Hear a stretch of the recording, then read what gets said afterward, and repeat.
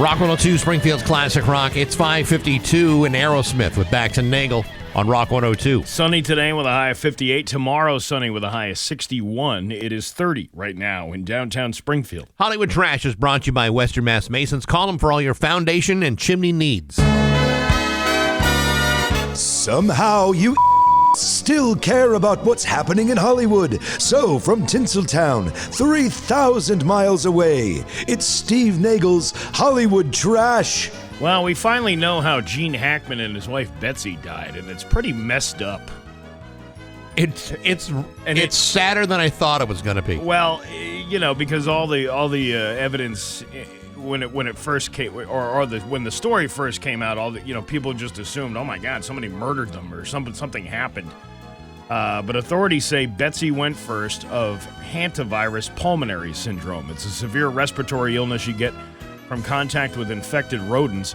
Then Gene survived about a week before succumbing to cardiovascular disease. And if you're wondering why he didn't seek help after his wife died, he was suffering from advanced Alzheimer's disease, so he may not even have known she died or how to take care of himself. There was no food in his system. He also showed signs of multiple heart surgeries and prior heart attacks. Authorities say on February 11th was the last day Betsy was known to be alive. She was seen on surveillance cameras at a CVS. An analysis of Gene's pacemaker suggested he died on the 17th or 18th. Their bodies were discovered on the 26th. What a horrible, horrible, awful story. And it makes a lot of sense too, because people, the one report that I saw was like a lot of caregivers do actually succumb to death because of the stress that they're under taking care of somebody who has Alzheimer's. Sure. And I have a lot of questions about this virus, though. Yeah. Because this is a virus that's normally transferred from rodent droppings and stuff like that. Yeah. It makes you wonder, well, what was going on there? Was she unable to upkeep the home based upon how much time she's spending caring for him? Yeah. Who knows? I don't know. But what a horrible story. Leonardo DiCaprio has reached a level of fame where you wouldn't expect him to get starstruck too often, but you might be surprised who made him feel that way not too long ago. Luke Perry. They worked together on Tarantino's Once Upon a Time in Hollywood. In a new documentary called I Am Luke Perry, Leo says, quote, I remember being in my teens and he was the manifestation of the new James Dean on television and everybody was crazy about him. I felt this overwhelming feeling of being starstruck, but then he and I got to sit down and talk about Los Angeles, the 90s, and his life, where his career had gone, where my career had gone, where his life had gone, where my life had gone. Leo was added, quote, I was immediately struck by his kindness. And then I told him about this 24-year-old I just kicked out of my house and got a fresh one. I was dating a girl that never saw your show because she was too young at the time. Get out of my house, you old hag. It's your 25th birthday. You can't stay here any longer. Yeah, because otherwise this relationship would seem creepy. That was a Tom Segura bit when I saw him down at Mohegan. He's like, imagine that 25th birthday. Get out, you old hag. There's a certain song Kevin Bacon never wants to hear at weddings, and I'm sure you can guess what it is. Which one? Footloose. Oh, I wouldn't have guessed that one. My worst nightmare is to be at a wedding and the DJ puts on Footloose and suddenly the wedding becomes about me and people form a circle around me and I become a trained monkey. So I've gone to the DJs and said, please don't play that song. It's not that I don't like the song. I just don't want you to play it here.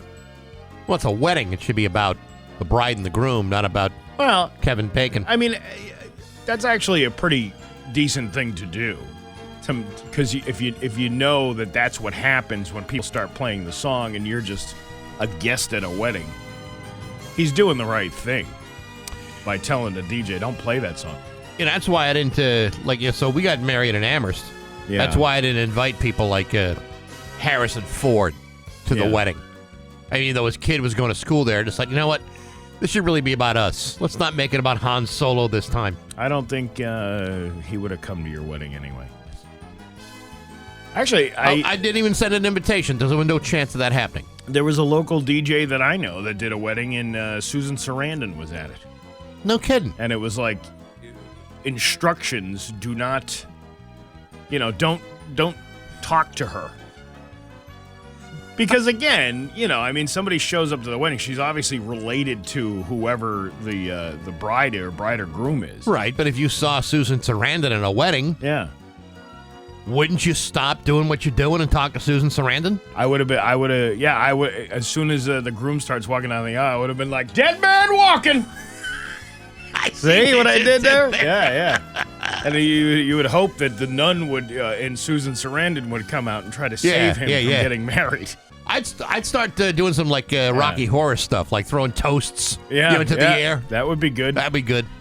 With baseball season just weeks away, The Hollywood Reporter put together a list of the 10 best baseball movies, and somehow Major League is not on it. Neither is The Sandlot or The Naked Gun. Really? Which, Naked Gun really isn't a baseball movie. No, but the best scene in the movie is the whole Enrico Palazzo thing. Yeah. Hey, it's Enrico Palazzo. Or Reggie Jackson trying to kill the Queen. Yeah, but they got 8 Men Out. All right. Moneyball, Bull Durham, Fear Strikes Out, The Natural, A League of Their Own, Bang the Drum Slowly, Sugar, The Pride of the Yankees, and Boiling Point. That's a Japanese movie. Okay. It's a good list. I would have included The Sandlot on there at least. The whole thing, that was James Earl Jones. What about Bad News Bears 2? See, another one that should have... just Bad News Bears. 2. No. 2. 2 was the worst one. 2 is the best one. No, 1 is the best one. We could sit here all day and argue, but 2 was definitely the best one. I don't know. Yeah, it's like the Godfather movies. 2 was the best. 2 was good. Yeah.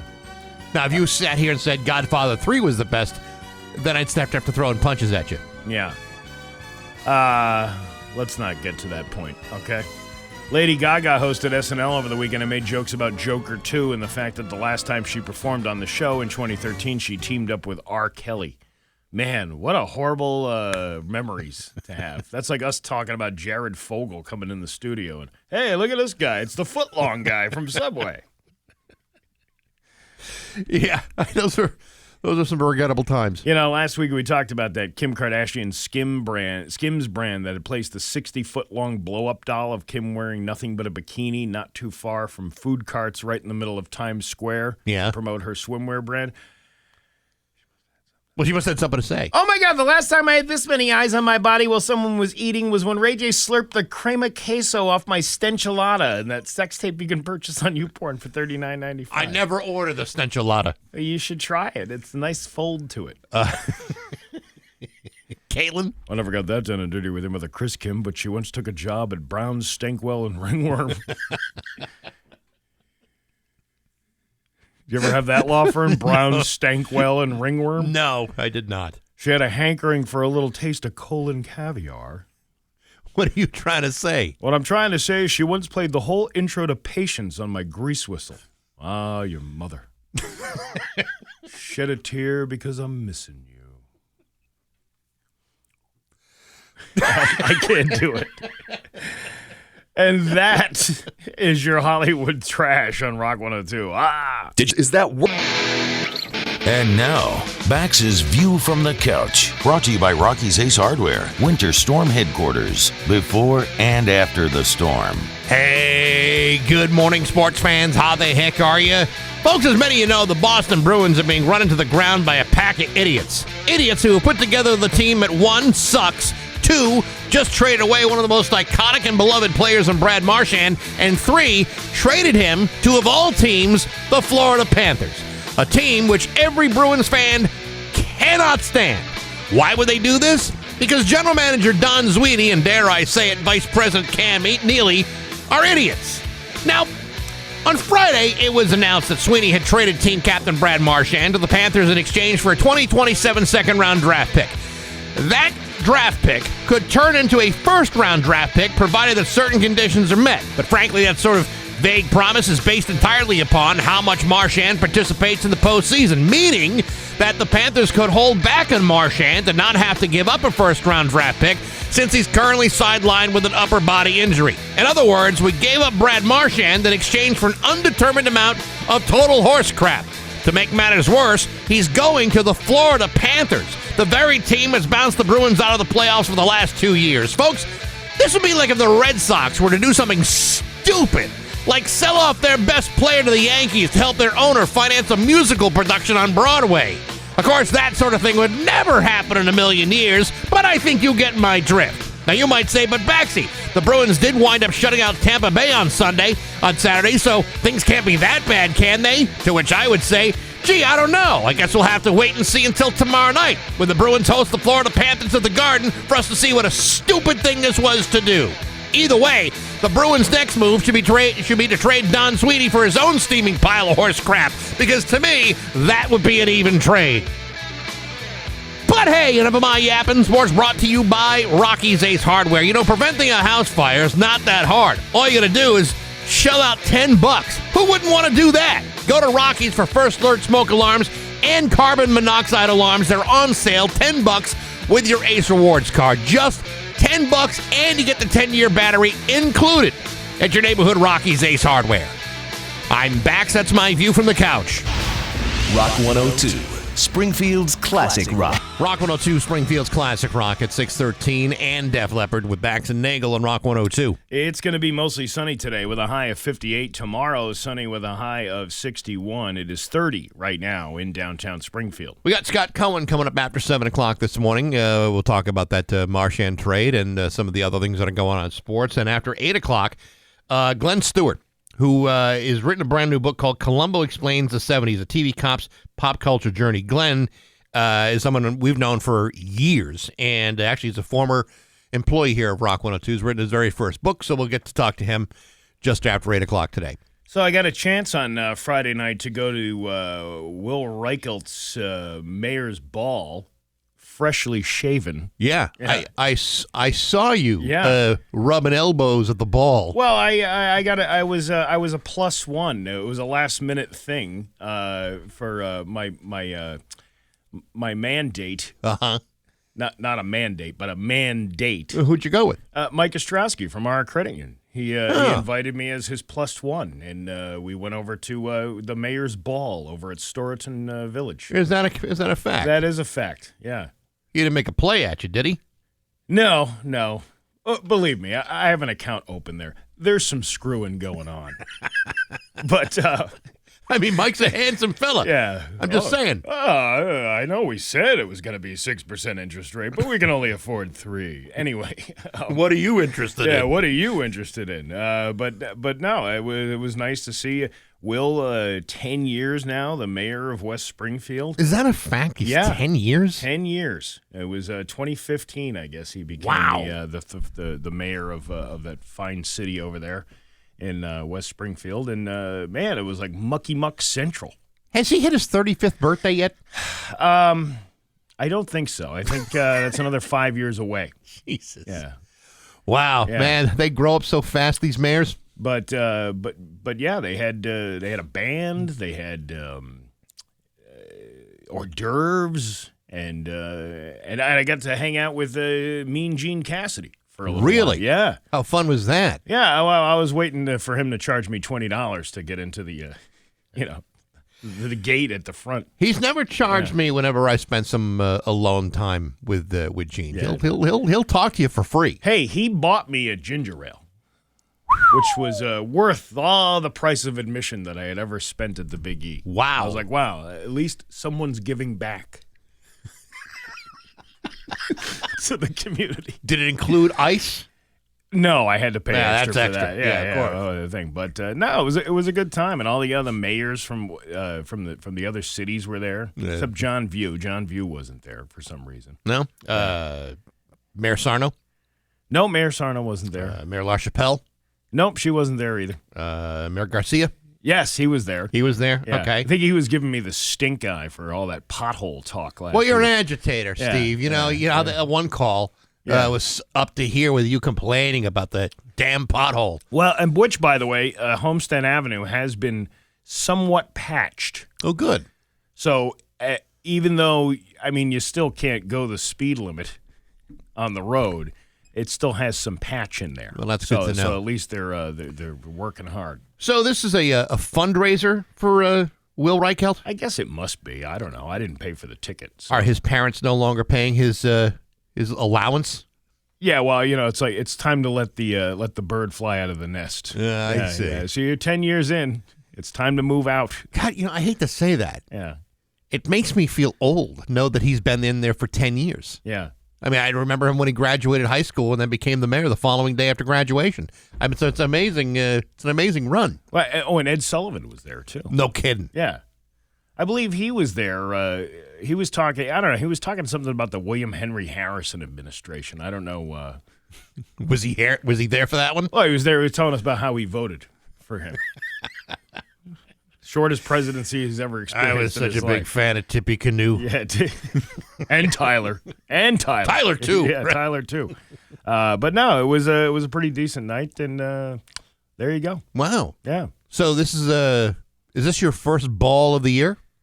It's my first ball of the year. I get I guess I get to get the second ball coming up in November when we go do the Bright Night Ball. Yeah. Yeah. I mean, you wouldn't want to just be a one-ball guy. I No, mean, you no, got to no. be out there. You got to get both. You got to get a matching set. You got to get a pair. You definitely got to get a pair. And like I said, it was freshly shaven. Well, of course. Yeah. Now, where was this? Storeton. At the Storeton, of Yeah. course. Right. Well, that's a nice place for a ball. It is. Yeah. It is. And they had some stuffed mushrooms there. They had some meatballs. Nice. And, artichoke francaise. Ooh, I'm so glad we're having this conversation today. Well, it was a good time. Really good time. Well, how about that? Look And, at you.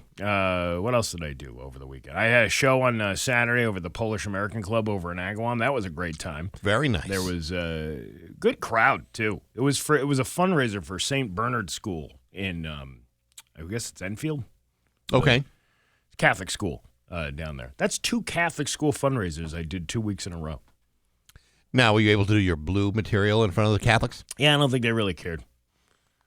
Really? Listen, During the Lenten season, they didn't care that you were Mr. Potty Mouth while you wait for the passage of time before Jesus' resurrection. listen, when it comes down to money, the Catholics will let you do whatever you want. That's actually true. As long as that tuition's getting paid at that Catholic school, they're like, yeah, you can swear, you can do things. Just don't use the Lord's name in vain. I'm sure they were praying for you out there for the show. Yeah, it was funny because I do, there's a lot of material that I'm trying out, trying to do new, and it actually went pretty well over the weekend. I have some new dead wife material that I've been doing. Same old dead wife. Yeah. New dead wife material. That's right. And somebody complained afterwards. Really? Not to me, but to one of the people in charge there. We've seen Steve before, and, it's just the dead wife stuff. It's just too much. Really? Yeah. And, I can see that for some people. Mm-hmm. It gets people out of their comfort zone, but you have to remember, it happened to me. I'm not making fun of your dead wife. No. I'm making fun of my dead wife. You know, when it comes to horrific, Yeah. sad, life-changing tragedies, you have to laugh. You have to. Honestly, that has been the number one thing that has gotten me through any kind of turmoil in my life is laughter. You have to laugh about it. You have to find the bright spot in things that are so dark. And it's been years, so you've been working on that material since the very beginning. Well, and that's the thing, I mean, it's I know. The day of. You grab the notepad. Yeah. Oh, I got to write this down. This is gonna make a good 5 minutes. All I need is one good tag in this joke. But I mean, if you think about it, you knew my wife; she would have laughed at that. She would have loved it. And thing, and yes, she'd be angry if you didn't. We're coming up on 8 years of that now. Can you imagine that? 8 years. God, that's back when Will Reichelt was only 22 years old. Isn't that crazy? And I guess you can say. There's some people that might say, well, maybe you should be over that. You don't get over something like that. It's also not about getting over it. Yeah. It's really about moving through it. Exactly. Yeah. It's about sorting through all of that stuff. That's one of the reasons why so much comedy is so dark. Yeah. Is because it allows us to confront the things that maybe the ugliest times in anyone's life. Yeah. But until you see the fact that there's something beyond that, and humor is like opening the door. Listen, it was the anniversary of the death is next month, and this time of year I can't stand it because of just the smell of the air reminds me of that horrible time that we went through in that last month that she was around. This is how I get through that stuff. And this is how I deal with that. And it might be out of somebody's comfort zone because I think what it is they think about themselves and they think, I wouldn't want somebody talking about me this way. Mm-hmm. I think it's out of their comfort zone. I think there are some people that think that what that material would be is insensitive. What they fail to see is that it's not insensitivity. It's coping. It's process. A coping mechanism. A total coping mechanism. It is a process. That's it. Yeah. See? So either way, it was a good show overall. I mean, you killed the room is what you did. Well, I don't know if it was the joke about the earned sleep number is a 35. It's the perfect couple's bed. Well, isn't that earn a little expensive? Yeah, but can you really afford another restless night's sleep? It's 6:23 at Rock 102. What's Rock 102 Springfield's Classic Rock? It's 6:28, and Lenny Kravitz with Bax and Nagle on Rock 102. It is, Dan Brown's got the full forecast for you. I'll let him do it all. It's almost time for Rock 102's College Brackets Competition Bracket Brawl, presented by Neutral. Go to rock102.com and you can sign up starting at 8 o'clock on Sunday, March 16th. That is this Sunday, where you can start making your picks. The best picks of the entire tournament get a $500 cash card. If you can pick every game correctly, and that hasn't been done in quite a while, you could win $1 million. So if your bracket is busted early, no big deal. You get a chance to make a fresh bracket for the round of 16. And for the final round of 4, the best picks of those brackets get a $100 gift card to the Yard Tavern. It's Rock 102's Bracket Brawl, brought to you by Neutral, Vodka Seltzer, Real Juice, the Yard Tavern, and Rock 102 Springfield's Classic Rock. You ready to laugh? I'm ready to laugh. Let's laugh. It's Bax and Nagle's Joke of the Day. I'm funny how? I mean, funny like I'm a clown, I amuse you. On Rock 102. I make you laugh. Springfield's Classic Rock. Dude, the internet is wild. I got a text from someone yesterday, some dude, who wanted to meet in the woods at midnight and compare penis sizes. Really? Yeah. Weirdo. Didn't even show up. He didn't show up. That's how it was. What a disappointment. I was standing out in the middle of the woods by myself. I feel like an idiot You out said here. you were going to be here. The hell. 6:32 with Bax and Nagle on Rock 102. It's time for news brought to you by Yankee Home Improvement. Breaking news, homeowners are saving big on windows and showers. Now is the perfect time to call Yankee Home to be ready for spring. His local radio icon, Steve Nagle. Thanks, Bax. Chicopee police say they located a vehicle in the Connecticut River off of Walter Street. The Chicopee police states that the license plate on the vehicle does match that of 26-year-old Daniel Callahan of East Windsor. He was last seen leaving a home in Chicopee on Saturday and was reported missing earlier on Sunday in East Windsor. Authorities can't confirm if Callahan was the operator of the vehicle at the time it entered the river. On Saturday, Chicopee police were also sent reports of a man walking into the river on Walter Street yelling for help. Witnesses spotted the individual and called 911 around 12:30 a.m. It is unclear if those reports are related to Callahan. When officers arrived, the man could not be found. At approximately 10:30 on Sunday morning, officers and detectives returned and discovered what appeared to be signs of a possible car crash at the end of Walter Street. They found evidence that led detectives to believe a person may have driven their vehicle into the Connecticut River. The Mass State Police dive team made its way into the area, located the vehicle in the river at 7 p.m. on Sunday. The unoccupied vehicle was removed from the water. The investigation remains ongoing and will be conducted by the Chicopee Police Crash Reconstruction Team, the Hamden DA's office, Massachusetts State Police, and East Windsor Police Department. Blarney blowout. That happened. And the unsanctioned St. Patrick's Day party held by UMass Amherst students took place over the weekend, and this year, 29 arrests and 23 medical transports. As a result of the gathering, This compared to 18 arrests and 21 medical calls last year.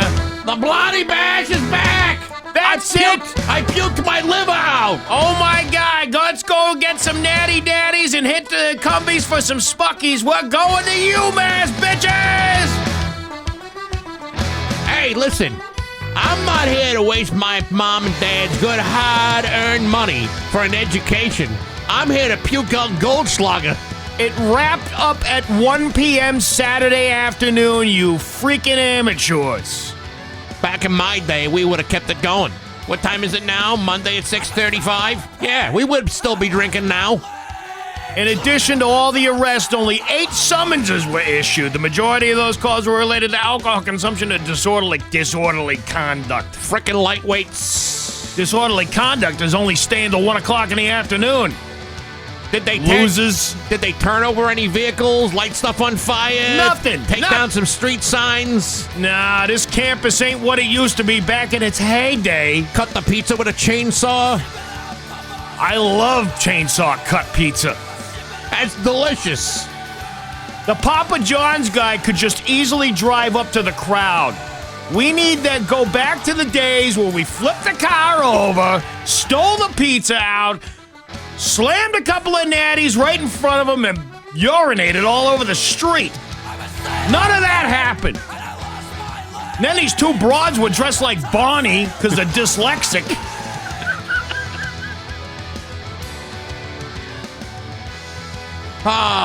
So glad it's back.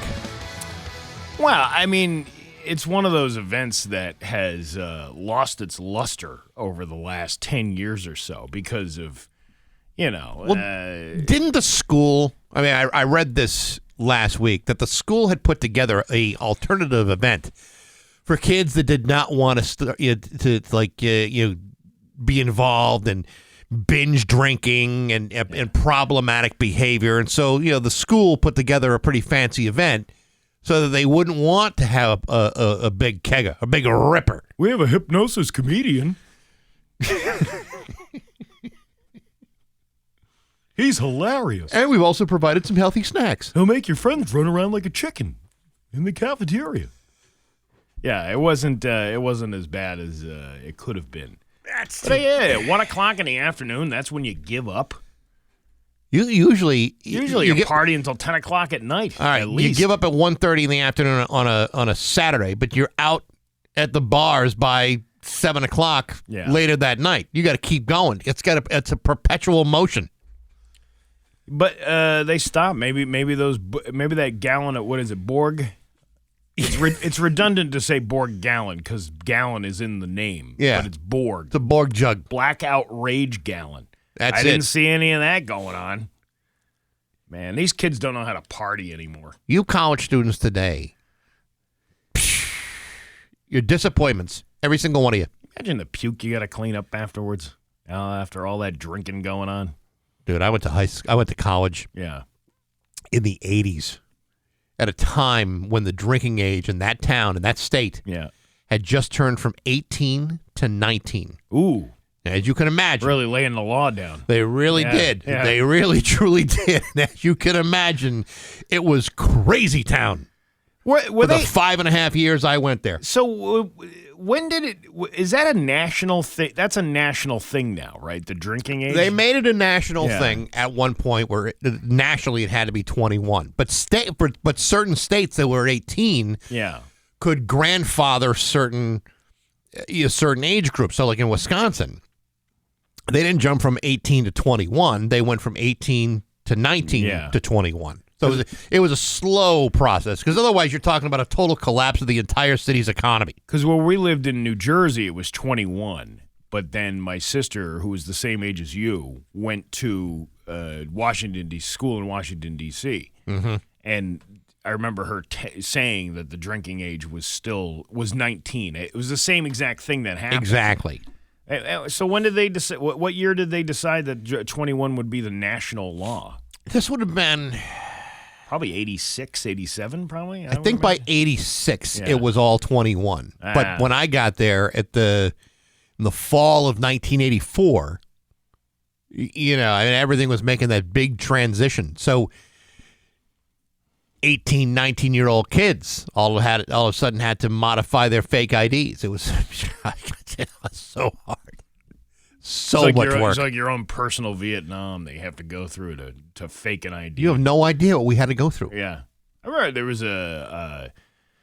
a ring of it going on. When I lived in Syracuse, there was a ring. Some Syracuse University student was producing fake IDs and making bank. The kid made like $60,000-$70,000, and that was back in the 90s. The ironic part is all you had to do was show an ID. Right. It didn't have to be yours. You just had to show one.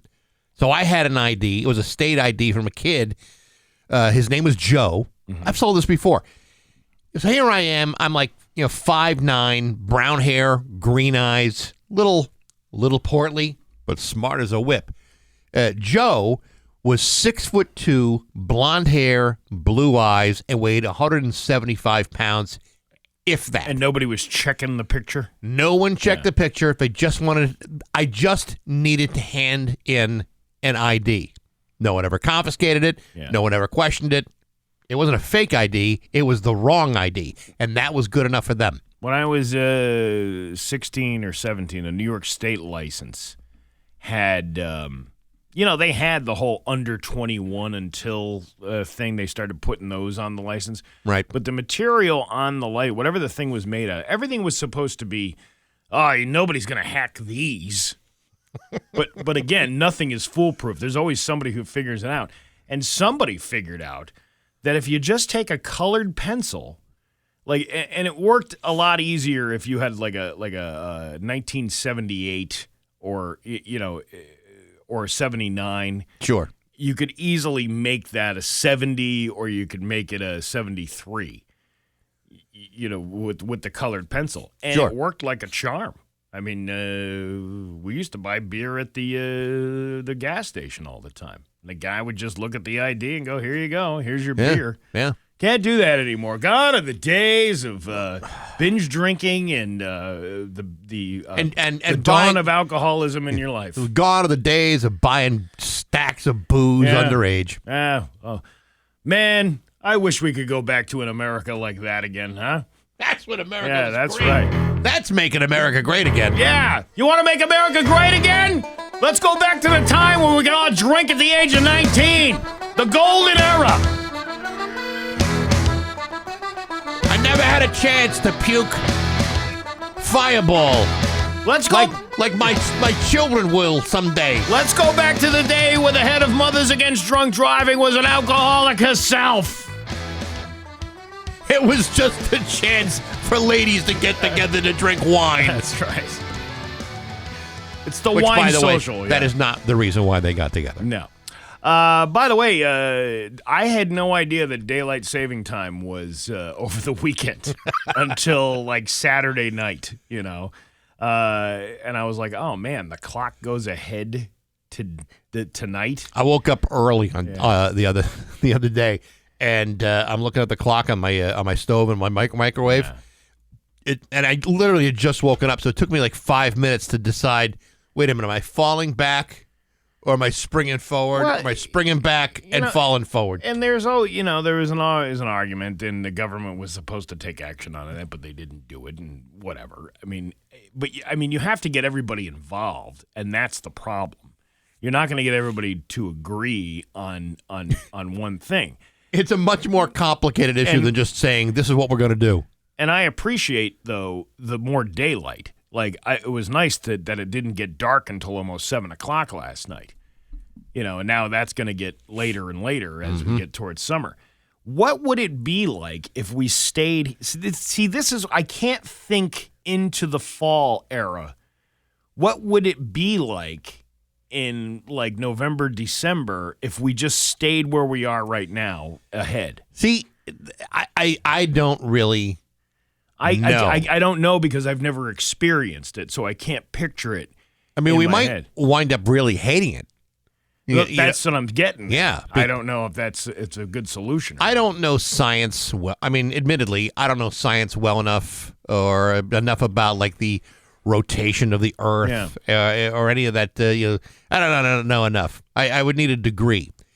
It took me 5.5 years to get a bachelor's degree, so it's not going to ever happen with me. Someone's much smarter is going to have to educate us a little bit. Yeah, I know with people, they don't want their kids going to school in the dark and yada, yada, yada, but I would like to have more daylight at the end of the day, no matter what time of year it is. But, I mean, but my point is there's only like 8 hours of daylight in December anyway. No matter what time it starts, you still only have like 8 hours of daylight. What's the worst thing that can happen having a kid wait for the bus in the dark? Nothing. I can't think of a single thing. Listen, the flashlight companies would make a killing off that. They sure would. Yeah. Absolutely. Or those sticks, those blinky sticks. Mm-hmm. Yeah. Yeah, I see no problem. It would be good for the economy. It'd be good for all of us. The blinky stick economy. If we could eliminate this seasonal affective disorder, I'm all for it. It's finally time to spring those clocks ahead. Clocks. I was missing the L. That's why I didn't remember. But I got the other thing done. Good. Yeah. Starting yesterday, the sun will both rise and set an hour later, giving us more daylight, yada, yada, yada. Oh, we're fine. We survived. And we'll survive again. They're talking about drowsy driving because your sleep schedule gets thrown off. Yeah. I woke up at 7 o'clock yesterday morning, and it would have been actually 6 a.m. Yeah. Listen, I'm an old man. I don't sleep the way I used to anymore, so it meant nothing to me. I was gonna wake up at the same time anyway. Right. It just wound up being earlier. So I had my coffee, and that was it. Well, I live my life. I don't know. We'll just keep living under these rules. Yes. That we can't change. Your Pioneer Valley forecast today is going to be mostly sunny with a high of 58 tomorrow. More of the same with a high of 61. It's 30 right now in downtown Springfield. I'm Steve Nagle, and that's the news on Rock 102. Oh, yeah. Things will be Rock 102, Springfield's Classic Rock at 6:52 in The Who with Bax and Nagle on Rock 102. Sunny with a high of 58 today. It's 30 right now in downtown Springfield. This week, my guest on Baxi's musical podcast is Chris Berardo from Chris Berardo and the Desperados. He's just released his 4th album. It's taken a while for him to do it. He's had some health issues over the years, and he's finally back. Wilder All the Time is the name of the new record. It's really, really good. And it's actually a very fascinating story about how it all comes together for him. And you can hear it starting right now on Apple Podcasts, SoundCloud, Spotify, the Rock 102 YouTube channel, rock102.com, and on the Rock 102 app. And it's all brought to you by Metro, Chrysler, Dodge, Jeep, and Ram at Chicopee, and Rock 102 Springfield's Classic Rock. So here's some information seemingly from somebody in the know. And I'm just going to trust that the person who wrote on the Route 10 Tire listener line is some sort of astrological scientist or, somebody that studies space and time and all that stuff. Sunrise would be at 8:15 and sunset would be at 5:19 on December 21st. That was not too bad. That's better than being dark at 4 o'clock in the afternoon on December 21st. It's the people that are going to be upset because the sun doesn't rise until 8:15 in the morning. Nah. It doesn't make... Listen, I know for the rest of you, that would be a problem. But, for someone who gets to work when it's pitch black out... It doesn't really matter to us. Makes no difference to us at all. Yeah. We can't relate to that. But either way, it's never going to change, so it doesn't really matter. Anyway, yesterday, by the way, I took the leftover of that corned beef. Yeah. And I made the casserole? A Reuben casserole, but I made it my version, so it's a Reuben C. casserole. Reuben C. casserole? Yeah. Okay. Because I made my own little version of it, so it's... what did you do? Well, instead of, I used jalapenos peppers in order to, because everybody needs a little jalapenos peppers in their sea casserole. Jalapeno. It's jalapenos. No. Jalapenos would be the plural of jalapeno, not a jalapenos. Why are they shaped like that then? You want to keep those things as far away from your penis as possible. And don't ask me how I know, just trust me. Well, either way, I called it the jalapenos peppers inside my sea casserole. Because, that's what I do. And so I went to the grocery store yesterday. I went to the Stop and Shop in Westfield. Yeah. And I grabbed a few items. And I had the cart. I picked up some, cheese. Because I didn't just make it with Swiss cheese. I made it with smoked Gouda. Ooh, that's good stuff. Caramelized onion cheese. Really? That was really good. Huh. They sold that in the little cheese section there. Okay. But anyway, so I got that stuff, and I put it in the cart, and then I had to tinkle. So I leave the cart there, and I go into the bathroom. Right. And I come back out of the bathroom, and I grab the cart, and I'm walking around the store, and I'm grabbing a few other items. And all of a sudden, I'm like 8 aisles over now at this point. Sure. This lady is like, hey, that's my cart. I had taken... You took the wrong cart? I took somebody else's cart. She must have gone to the bathroom as well, and the carts were in the same location, and I just grabbed the cart thinking that that's what it was. And I looked down, and I realized all her, like, shopping bags are in there. Like the ones that you reusable shopping bags, they're all in there. And I'm like, oh. I felt like an idiot because I didn't even look. You just grabbed any other cart you saw. I just assumed this was mine. I didn't even look because when you come out of the bathroom, if I left the cart there, I would assume that would be the same cart. I can assume you probably thought you were the only one going to the bathroom if you were the only one in the men's room. Yeah. Were you? Yeah, I was the only one in the men's room. All right, and it's right next to the ladies' room. Right. But I didn't know she was in. I didn't know she was in there. It's an amazing assumption. Amazing assumption, but nevertheless, were you able to find your cart? I did. I went back and it was over exactly where I left it, right by the deli area. I'll be damned. Look at you. Yeah. I'll be damned. I'm an idiot. I wasn't paying attention at all. Yeah, I mean, I would like to say I would probably grab my cart, but I could also see myself doing the same thing you did. But you know what it is? It was just I had just gotten there, so I had only had a couple of items, so it didn't even Right. I didn't even think about it. I just saw some stuff in the cart and just walked away with it. But this lady probably thought I was trying to steal her shopping bags. Like you're trying to Good thing her purse wasn't in it, because then that would have been accused of a crime. Yeah, but you wouldn't go to the bathroom and leave your purse in the cart unless you're an idiot. No, probably not. But it's like you ever try to open up a car but it's not yours. Yeah. But you're at the car, you're hitting the fob, nothing's happening, you can't get the thing going. Why is this door not opening? And you're at the wrong car. You're at the wrong car. Yeah. I've done that. Well, because there's a lot of cars out there that have the same make and model as you do. Well, before I bought this truck, I had a Toyota Highlander, which was gray. You know how many gray Toyota Highlanders are out there? There's more than one. There's a hell of a lot. There's probably more than like a dozen at any one given time. So I just felt like it was like a switched at birth kind of situation. Interesting. And I see the lady on the way out, and I'm like, I reunited with my cheese. If it wasn't for her heroism at that very moment, I would have never have gotten my cheese back. The entire world thanks you. I would have had to go back, get another cart, and find the cheese. More importantly, how was the casserole with all that cheese? It was absolutely delicious. It was so good. The kids like it? Yeah, the kids liked it too, and I made my own. So this is where I call it my version, because the sea casserole.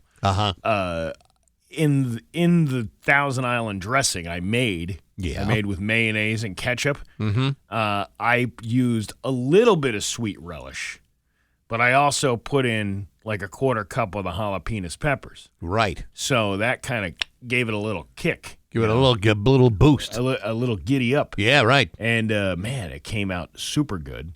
You got to drain the sauerkraut, though. Like, really drain it. Yeah. Because otherwise you get too much liquid in the bottom of it.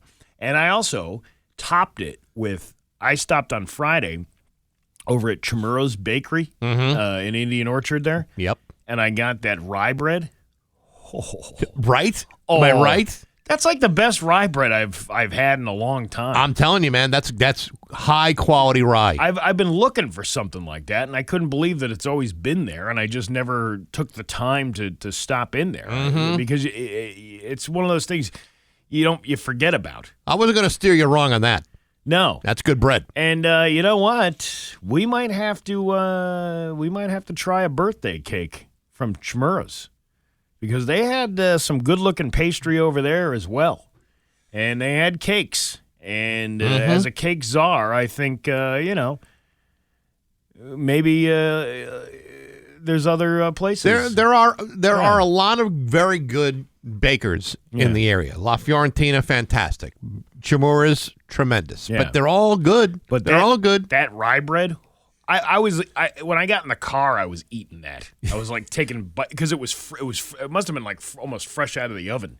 So it's nice and warm. Still kind of warmish. Seeds or unseeded? Seeded, of course. Marbled or unmarbled? Unmarbled. Unmarbled. Yeah. And by the time I got home, I folded up some of that corned beef in it and just shoved it in my mouth. It's absolutely delicious. Good. But you top that. You take little pieces and you top it, and that's how you get that crispy top. It's 7 o'clock with Bax and Nagle on Rock 102. Bax's View from the Couch, brought to you by Rocky's Ace Hardware, Winter Storm Headquarters, before and after the storm. Hey, good morning, sports fans. How the heck are you? Folks, I'm not going to lie to you. Right now, I've got exactly $41 in my wallet right at this moment. There's a 20, a 10, 2 5s, and a 1. Now, I know that's a lot of money for some of you people, but please, try not to hate the player, just hate the game. However, I can assure you that as much as I may seem to be a real baller around these parts, I put my pants on like everybody else, 3 legs at a time. But I'm just your average guy with a thick stack of bills pushed up against a stack of plastic like a Visa, a library card, and whatever remains on a gift certificate good at any participating Dunkin' Donuts location. I am neither rich nor am I hurting. I'm just not making NFL money. What's NFL money? Well, it's like this. Yesterday, the Buffalo Bills announced that they have given quarterback Josh Allen the largest guaranteed contract in NFL history. A new 6-year deal worth $330 million, of which $250 million is fully guaranteed. That eclipsed the contract that the Cleveland Browns gave to Deshaun Watson 3 years ago, long before he was accused of rubbing himself off on nearly 24 licensed massage therapists. This new contract with the Bills gives Josh Allen not only the biggest contract in football, he'll also average more per year than Juan Soto will make with the New York Mets, which only averages out to $51 million a year. Josh Allen will average out at $55 million a year. I should point out that Jason Tatum of the Celtics, however, outpaces both of them at over $62 million a year. Folks, do you have any idea how many dozen eggs a man can buy during a 6-year, $330 million contract? I'll tell you exactly how many. He can buy as many as 1.28 million dozen grade A's per week. Thankfully, most places hold you to a limit of no more than 2 dozen per purchase, meaning that Josh Allen would have to shop at exactly 91,575 stores per day to buy that many eggs. And while they are an excellent source of protein, with that effort and the spike in his cholesterol, I don't think he's going to do that. All I know is this. That's a hell of a lot of eggs for a guy who still can't get you into a Super Bowl. But hey, enough of my yapping. Sports brought to you by Rocky's Ace Hardware. Hey, you feeding the birds? You want to get the wild bird food at Rocky's? Get 2 20-pound bags of wild bird food for $22. That's a lot of 2s, and you'll attract a lot of birds. Cardinals, grosbeaks, titmice, whatever. Feed the birds with Rocky's Ace Hardware. I'm Bax. That's my view from the couch. Rock 102, Springfield's classic rock. To Springfield's Classic Rock at 7:13, and Ozzy with Bax and Nagle on Rock 102. It's going to be nice and sunny today with a high of 58 tomorrow. More of the same with a high of 61. It is 30 right now in downtown Springfield. He's in the studio with us right now. There it is. It's Scott Cohen. I put my headphones on because I wanted to see what the music was. I mean, this is most of the year. When are we switching over to the... Take me out to the ball game? No, well, that or the March Madness stuff. Well, as soon as March Madness really, truly kicks in. I mean, Selection Sunday is Sunday. Okay, so it's going to be Selection Sunday and forward. So Monday, when we do this, I'll be sure to have the NCAA theme song. Great. Okay? Great. I just got to find it, and once I do, then I will be sure to play it. Well, I thought you might break it out. You could have... There was a possibility you could have broken it out this morning, because this is tournament week, for like Big Ten, Big East, Atlantic 10, blah, blah, blah. But, I know, I've known you long enough, you do not like to get ahead of yourself. I don't like to get ahead of myself, and considering what UConn did to Marquette this weekend, I really don't. I can't. I got to step away. Happens, bud. What a choke job Marquette has had in the last month. I mean, they went from being number 6 in the country to about playing themselves out of the top 25. Yeah, and I apologize. I've usually been pretty good about including the UConn stuff in the sports in the morning, both the men and the women. But one thing led to another, and I did not report the Marquette UConn game, and I hopefully you didn't hold it against me. No, actually, I applaud you for avoiding it at all costs. Happy that I ignored it. Yes, I'm very happy you did. Let's talk about the big story around these parts. Riddle me this: are the Boston Bruins being run by complete mouth-breathing, knuckle-dragging morons?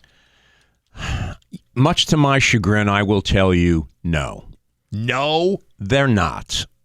All right, so obviously Brad Marchand, they basically traded away anyone of any consequence at the end of last week. You know, Charlie Coyle, and of course Marchand is the big one. Bax, they needed. So I think if I'm allowed to have a favorite player, Brad Marchand he's like my favorite player on the team. Sure. You love him. The little ball of hate, right? Goes around licking people and doing just making life miserable for everybody. Sure. And there was such a noticeable drop off in his game this year. It's almost like he's had a bunch of surgeries. He's been, he's injury prone this year. All of these, exactly. So he's obviously not the same player that he has been, and there's just been a tremendous drop off in his game, and hence the success of the team. I mean, a couple of years ago they won the President's Cup as the top regular season team in the league, right? And listen, players come and go, but I mean, basically, kind of the same group is in the basement now, right? So they got rid of him. I guess there was a lot. I was watching one of the a hockey night in Canada guys over the weekend, and he was saying that they had Marchand called like an emergency meeting with Neely and Sweeney and Don Sweeney, and basically said, if I was looking for X on Monday, I'm willing to settle for Y here on Thursday.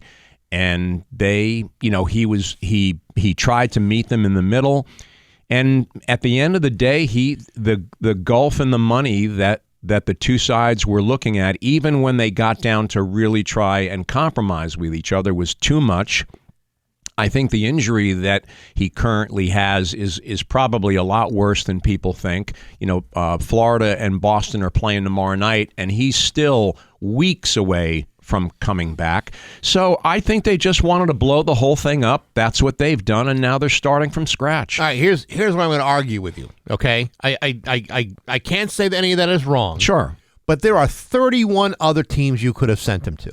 Why would you send him to a team that every Boston fan can't stand? This would be like something crazy. I said this on my View from the Couch. This would be like if like the Red Sox did something crazy and wound up selling their best player to the Yankees so they could afford to trading David Ortiz to the Yankees to afford like a Broadway musical. That's to me it's kind of similar to, maybe not quite to that scale, but it's similar to that. Of all teams you could have sent him to, why Florida? I think they sent him to Florida because they were doing him a solid.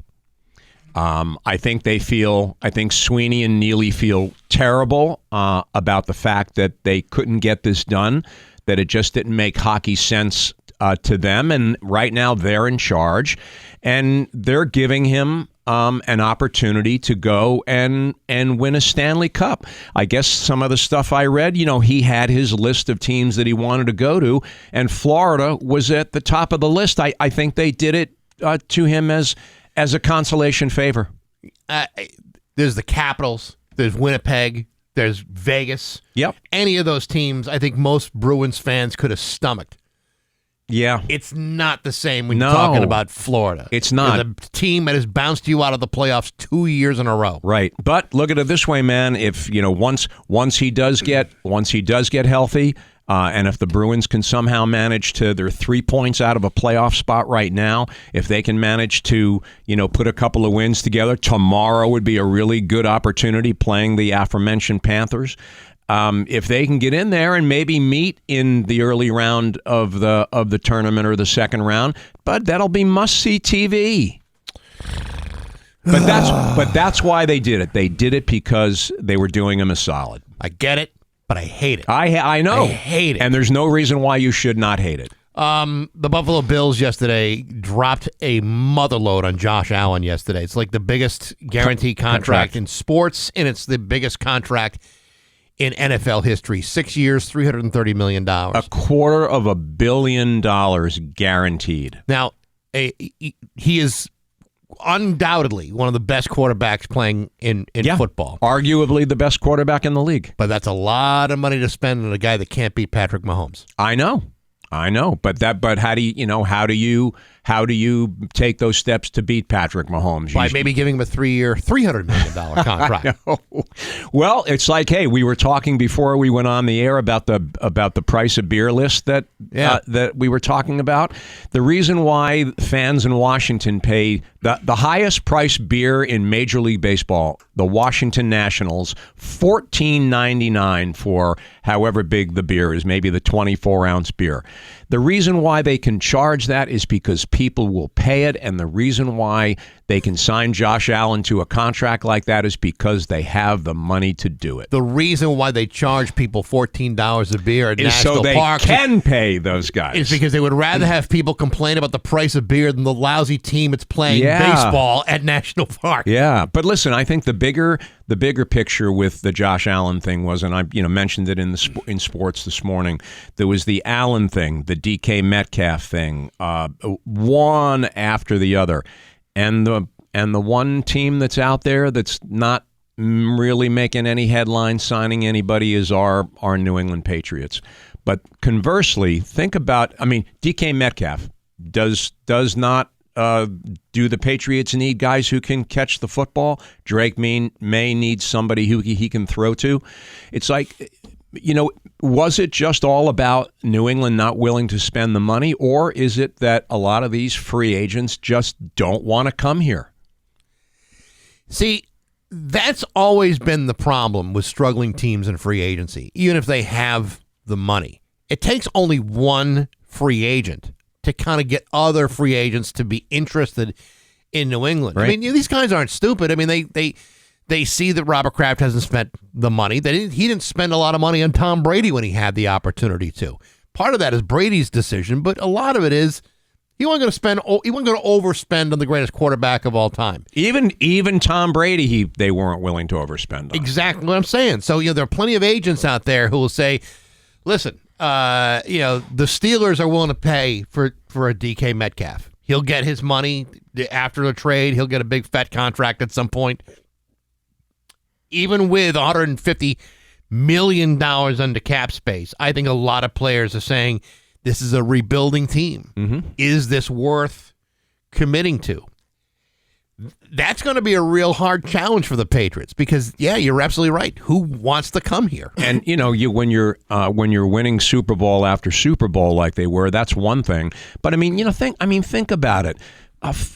Gillette Stadium in Foxborough is an outpost. That place is in the middle of nowhere. It's like you're playing in a small town as opposed to having an NFL stadium right in the heart of a city with the buzz. Yeah, but dude, it's the middle of nowhere. What are you talking about? You're really close to North Attleboro. You're close to Seekonk. You're close to Swansea. You're so far away from Boston. When they fly you in for your interview, you land in Providence, for crying out loud. Which isn't even in Providence. It's not even in Providence. It's in Warwick, which is still a long drive to Providence. I'm wondering if that is part of it. We don't have the weather. They have a stadium, like I said, in the middle of nowhere. They suck. For lack of a better term, it's like a guy like that doesn't want to come in and at that age, an established NFL player who can command that kind of money does not want to waste the next 3 years of his life playing for the New England Patriots. Selection Sunday is Sunday, so March Madness technically begins right after that. Yep.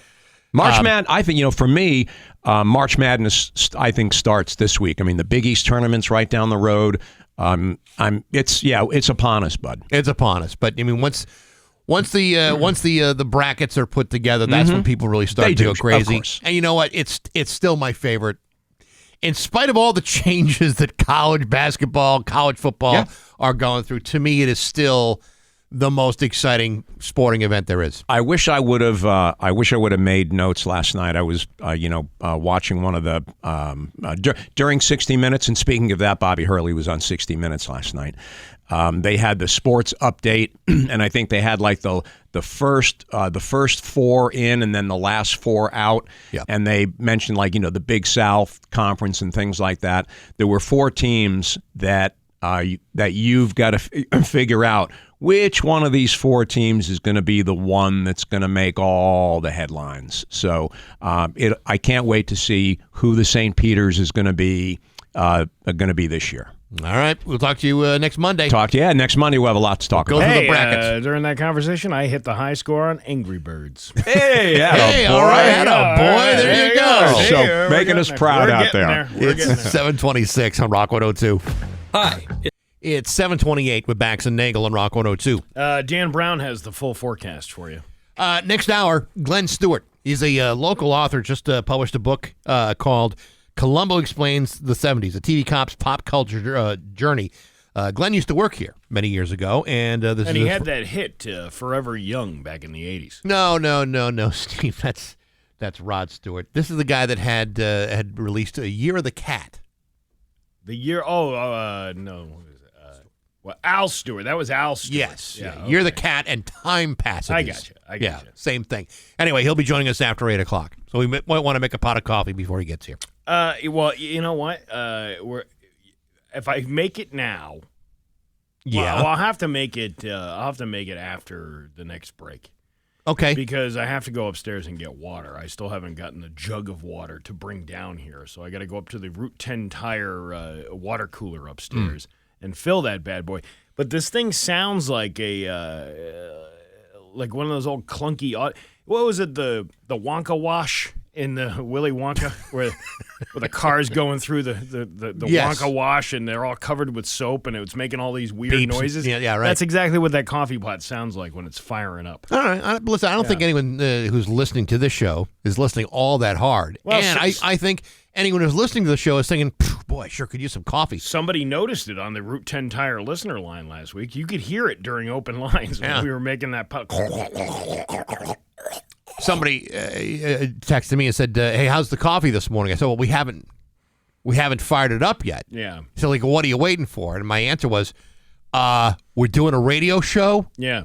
He said, well, couldn't you preset it from Friday? We're going to, you program our coffee pot from Friday. Okay. I'm not even sure that thing's programmable. This is not a programmable machine. It's one of these probably the cheapest thing that was found on the discount rack at This is at like Ocean a dollar. State This is Job yeah, Lot. right. This is a dollar store type of thing. Matter of fact, I was hanging out with my name dropping Mike Ostrowski from our credit union the other day. And he was like, "Oh, you got one of those like espresso buttons on it?" And I'm like, "What? Why? What? No, it's one of these Mr. Coffee. It's not even a Mr. Coffee. Yeah, it's like the lowest of the line, but that's okay. Yeah, it's Mr. Coffee's bastard son." One that he fathered and didn't come out quite right as the Mr. Coffee. Like if Mr. Coffee were involved in some sort of ransom thing, he probably wouldn't. He probably wouldn't pay the ransom right away. This is if Mr. Coffee had a bad night at Mingles and knocked some broad up. And this is what we got for a coffee. Not that I'm not thankful to the Move the Mic podcast guys. Right. I'm just saying that's the type of machine that we have. Espresso button. This is the kind of coffee machine that would be desperately crying out for a Maury Povich intervention. Yes, yeah. You are not the father. You are, this is... Somebody, we're going to do the Flick the Bean test here to see who your parent is. It's 7:31. News is next on Rock 102. Here's your 7:34 with Bax and Nagle on Rock 102. It's time for news brought to you by Big Y. The game is on, and Big Y's got all the snacks you need to make your crowd go wild. Freshly made wings, platters, pizza, and the 30-inch subs. Big Y, nicely done. Here's local radio icon Steve Nagle. Oh, my God, Baxie, did you go to the Blondie blowout over the weekend? Did I? academic probation, but I'm also on probation, so it evens out. I miss being arrested by like 5 seconds. I'm so ashamed of myself. The unsanctioned St. Patrick's Day party held at UMass Amherst took place over the weekend. If I hear one more cop telling me to slow down, I'm going to challenge him to a beer shotgunning contest. We did the 35-foot beer bong. I blew out all my intestines. It was totally worth it. One of these knuckleheads from Western Mass tried to charge me $10 for a Natty Light. Are you serious? I'd rather get hit by a PVTA bus. Again. You know, I puked up so much schnapps, my puke smelled like scope. It's the breath refresher. It's the fresher refresher. What's up with these condos? If you haven't fallen off the roof of a frat house, you have not lived, sir. I've been here for 12 years now. I've got no degrees, but I'm working on one psychology degree. So, get a load of this, right? I'm so loaded after the Blondie blowout, I gotta take a whiz, right? So I'm standing there on Route 9 just to see if I can make it arc all the way over to the other side. Success! I did it! I did it! I did it right into the Hampshire Mall. Not a single car or emergency vehicle got sprayed. I only got 2 classes this semester, Intro to Rocks and Advanced Day Drinking.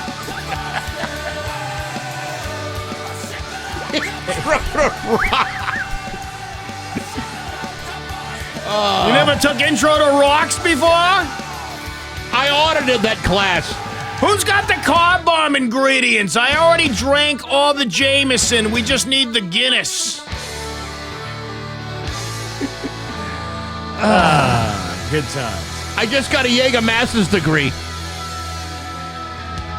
Jaeger degree. A Jägermaster's degree. Oh, man, that's going to take you far into next semester when we do it all over again. Far into rehab. That's enough. The unsanctioned St. Patrick's Day party held at UMass Amherst took place over the weekend. This year, there were only 29 arrests and 23 medical transports as a result of the gathering. Wow, those numbers are staggeringly low. Actually disappointed in you, students. I was hoping for at least 100 arrests and 80-something medical calls. What is the current standing record? Do we have that information, or is that or was someone too drunk to write it all down? I remember when we first, not when I first started reporting on this, ripping and reading from 22 News. It was back in the day, back in the heyday, kid, where they had like well over 100-something arrests and things like that. Now, last year they only had, they're up from last year. Last year they had 18 arrests, and this year they had 29. Last year there was 21 medical calls. This year was 23. So maybe we're just slowly moving back.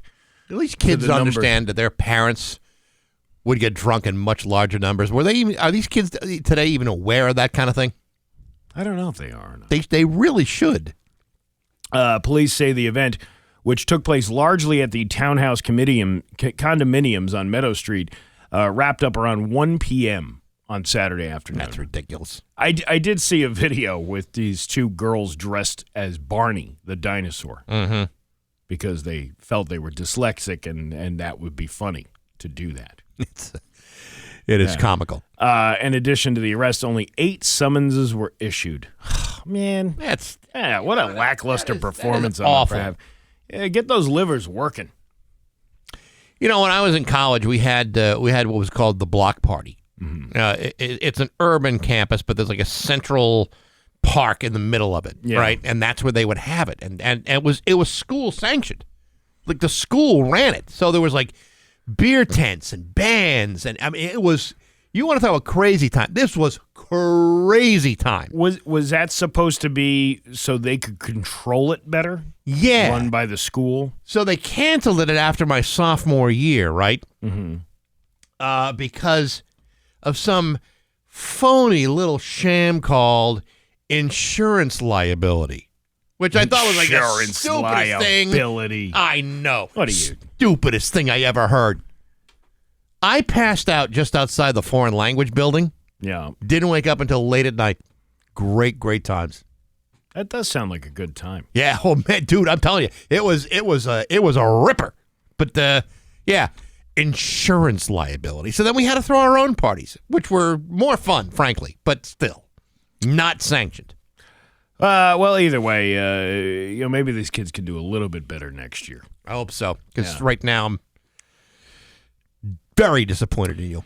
A fishing boat pulled up a wrapped body with its fishing nets about 40 miles off the coast of Massachusetts. You should have seen the one that got away. The Suffolk District Attorney's Office says the body is currently undergoing an autopsy. The identity of the body has not been released. The Mass State Police and the Coast Guard are part of this investigation. I just did that so we could do that line. That's a great line. Yeah. Does your milkshake bring all the boys to the yard, or just some of them? Well, I would show you, but I'd have to charge. The University of Miami baseball stadium recently offered a milkshake combined with a Philly cheesesteak. Did you hear about this? To get like it's separately, or was the milkshake mixed with a? It's the a vanilla sandwich? shake with an actual cheesesteak and Cheese Whiz mixed in. I understand that it all goes down the same way. It's all pipes. Because you can wash the you can wash the cheesesteak down with a sip of the milkshake. But combining it all in one container doesn't seem to be appetizing at all. It's not. And and some things sound like they're going to be okay. Like you say, well, yeah, I drink that. I mean, I've had a cheesesteak and I did wash it down with a vanilla shake. But sometimes when you really mash it all together, it's a profoundly bad idea. Yeah, I'm watching the video of this now. It's absolutely disgusting. They take a quarter of a cheesesteak sandwich, and then they mix it into the. Well, they're just topping it off. It made it sound like they were mixing it together. Mm-hmm. Still, that doesn't sound appetizing. This sounds like something the vulgar chef would do. Yeah, he makes some pretty nasty stuff. He had a series, and I can't really find any of the videos. I think these were like shorts.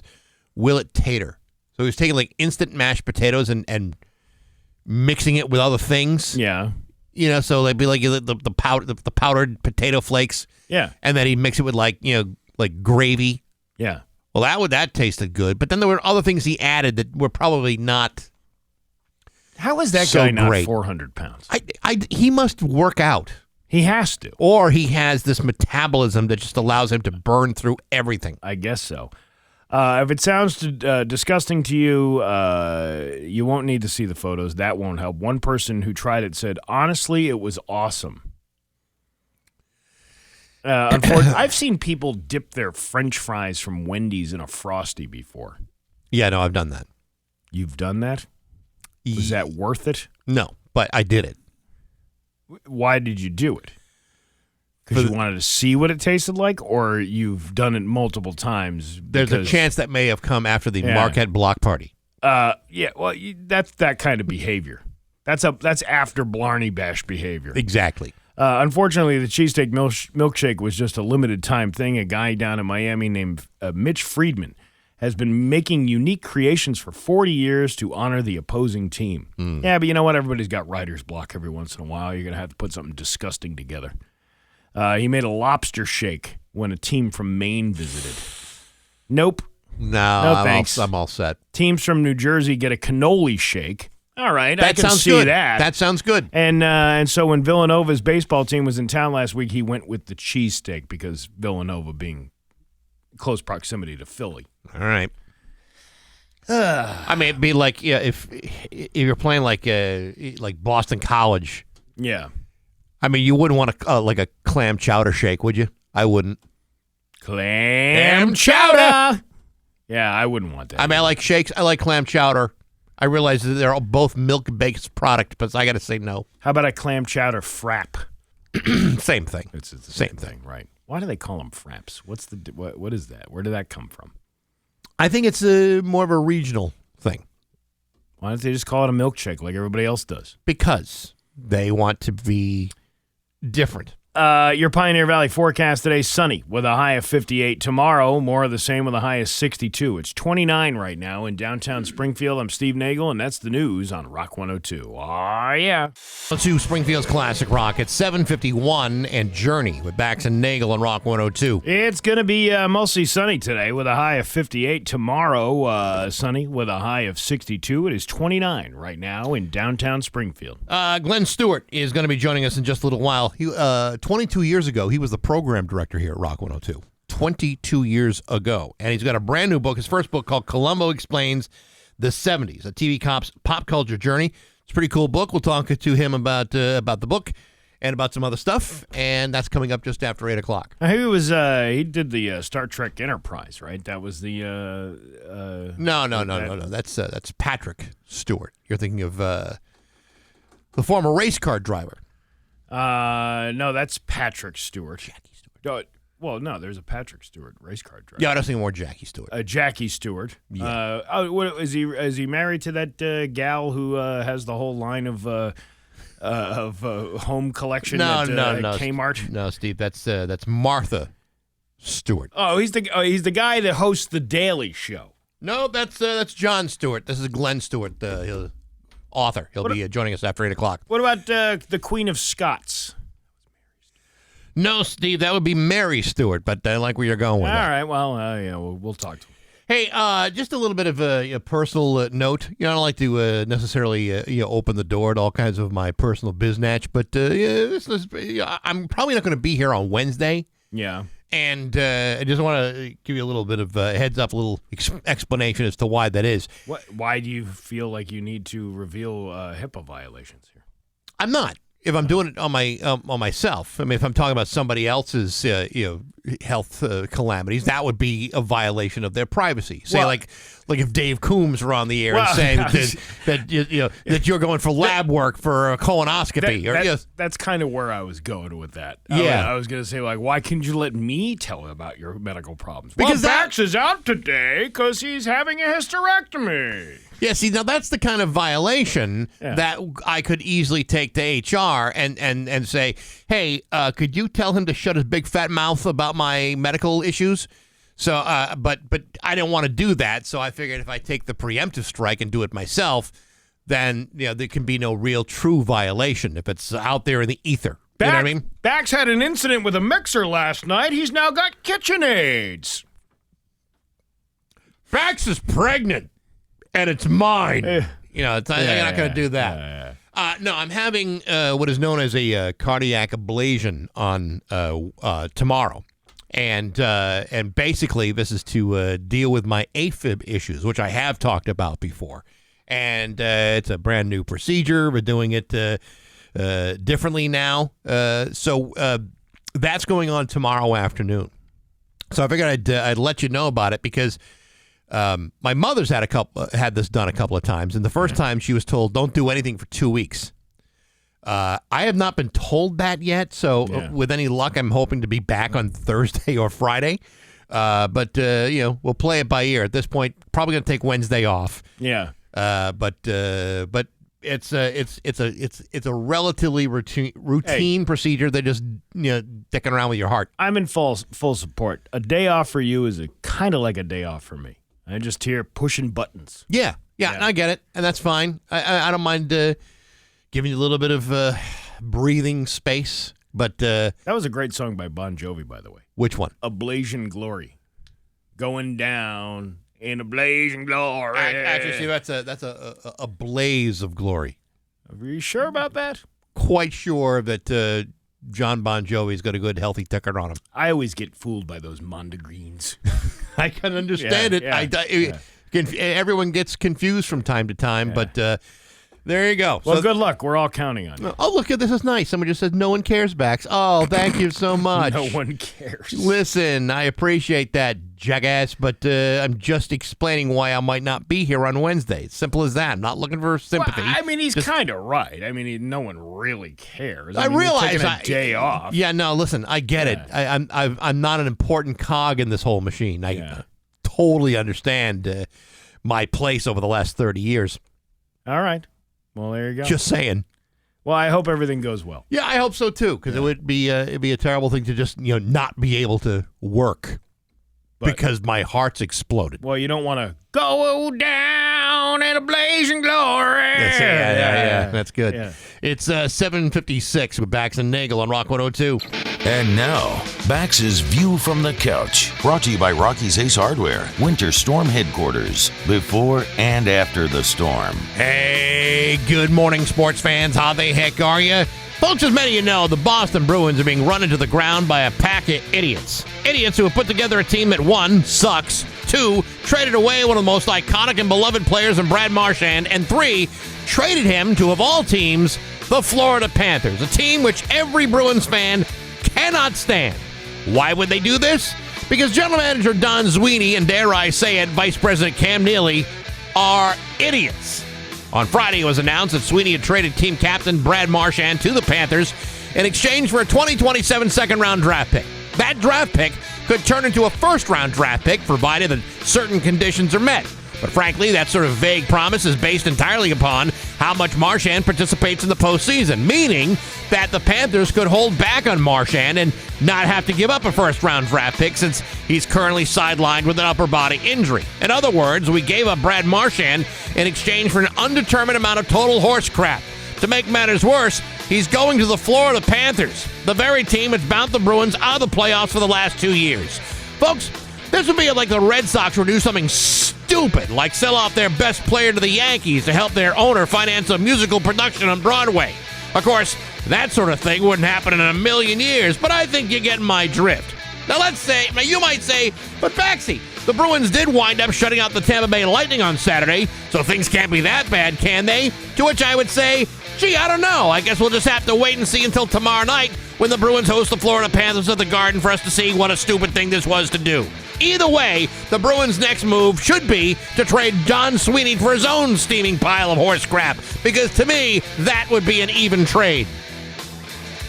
But hey, enough of my yapping. Sports brought to you by Rocky's Ace Hardware. Preventing a house fire, I'd say that's worth at least, $10? Wouldn't you say the same thing? Of course you would. You want to go to Rocky's. First Alert smoke alarms and carbon monoxide alarms are on sale now. $10 with your Ace Rewards card. $10. Plus you get the 10-year battery included. All of that at your neighborhood Rocky's Ace Hardware. I'm Bax. That's my view from the couch. Rock 102, Springfield's classic rock.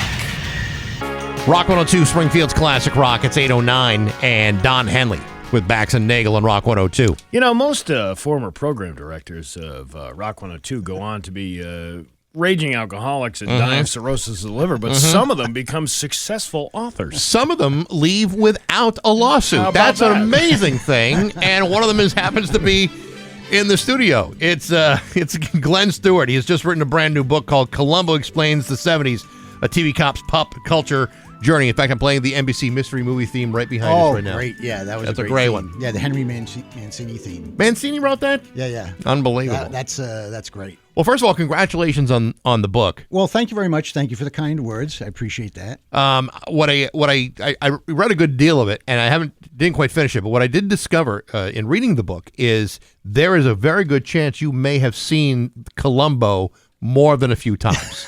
Yes, I have watched a lot of Columbo in my day. I started off, it was my favorite show as a kid, and back in the 70s, I was a teenager watching it.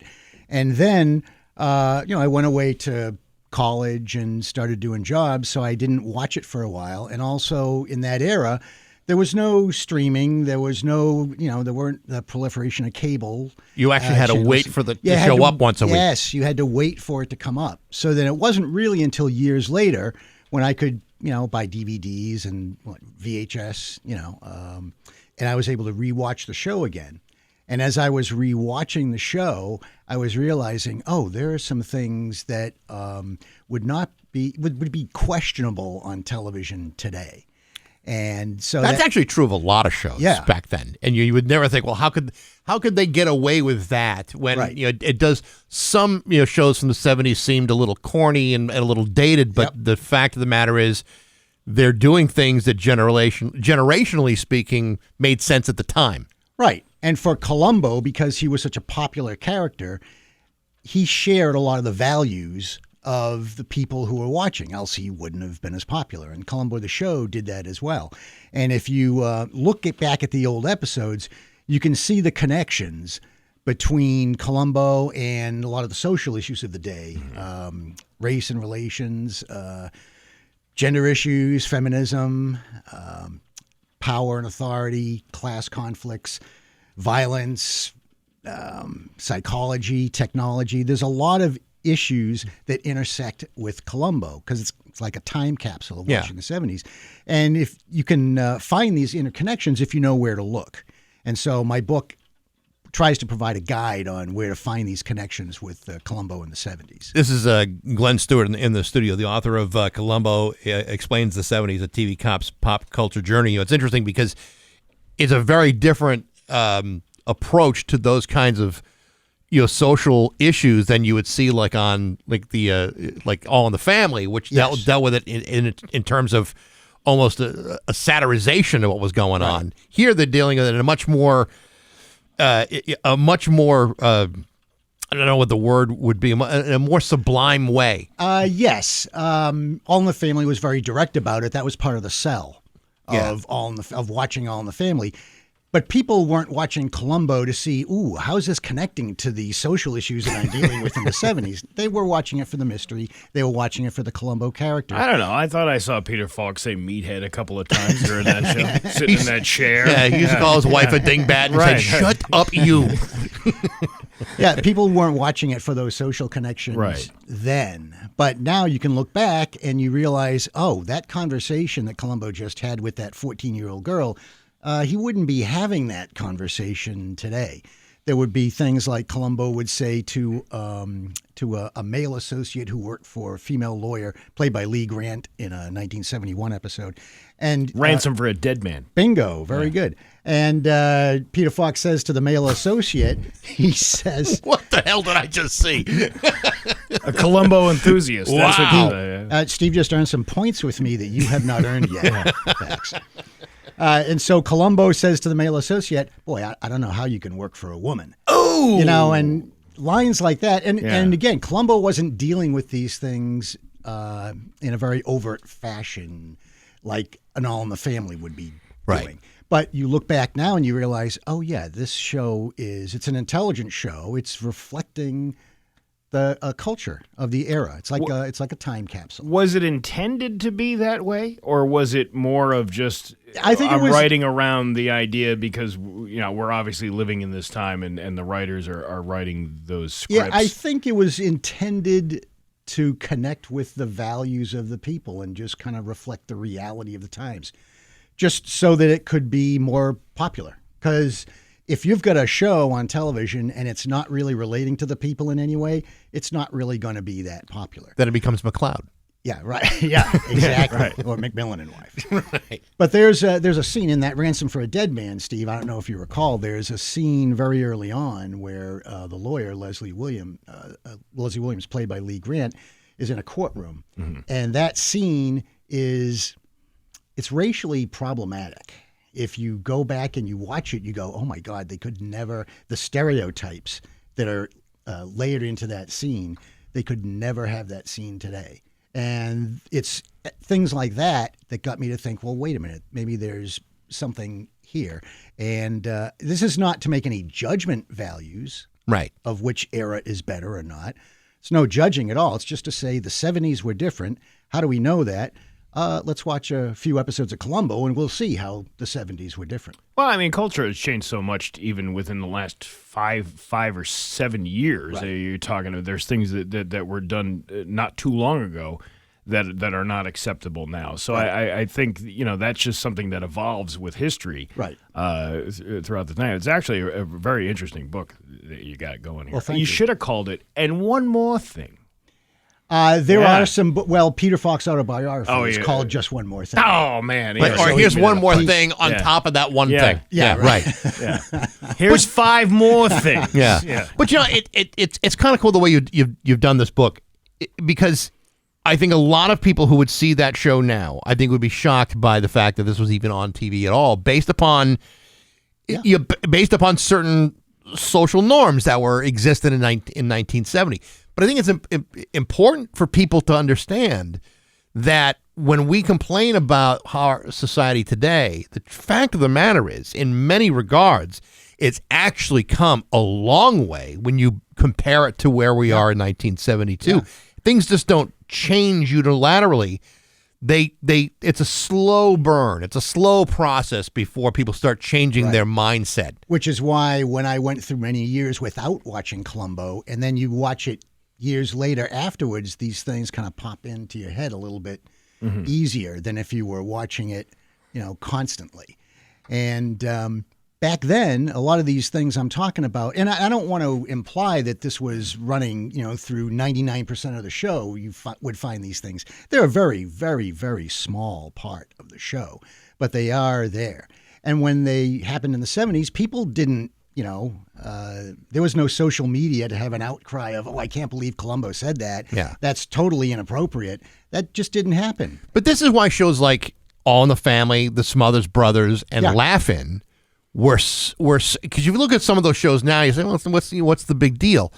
At the time, these were groundbreaking shows because they took all of these attitudes and really spotlighted them in a way that had never, ever been shown before. Yeah, particularly a show like I've been doing some study of shows of 1968, which you look back and you see a show like Rowan and Martin's Laugh-In. Yeah. And it was very culturally attuned. It had his finger on the button of a lot of issues. But then you look back and you see some of the jokes about women. It's like, oh my God, they're astonishingly sexist. And it's very interesting just to kind of get a sense of no, I'm not going there, Steve. Come on. It's not like Lee Grant as the lawyer had dishes stacked up at home, and that's not what you're getting. This isn't some kind of shock jock radio program. We're not shock jocks.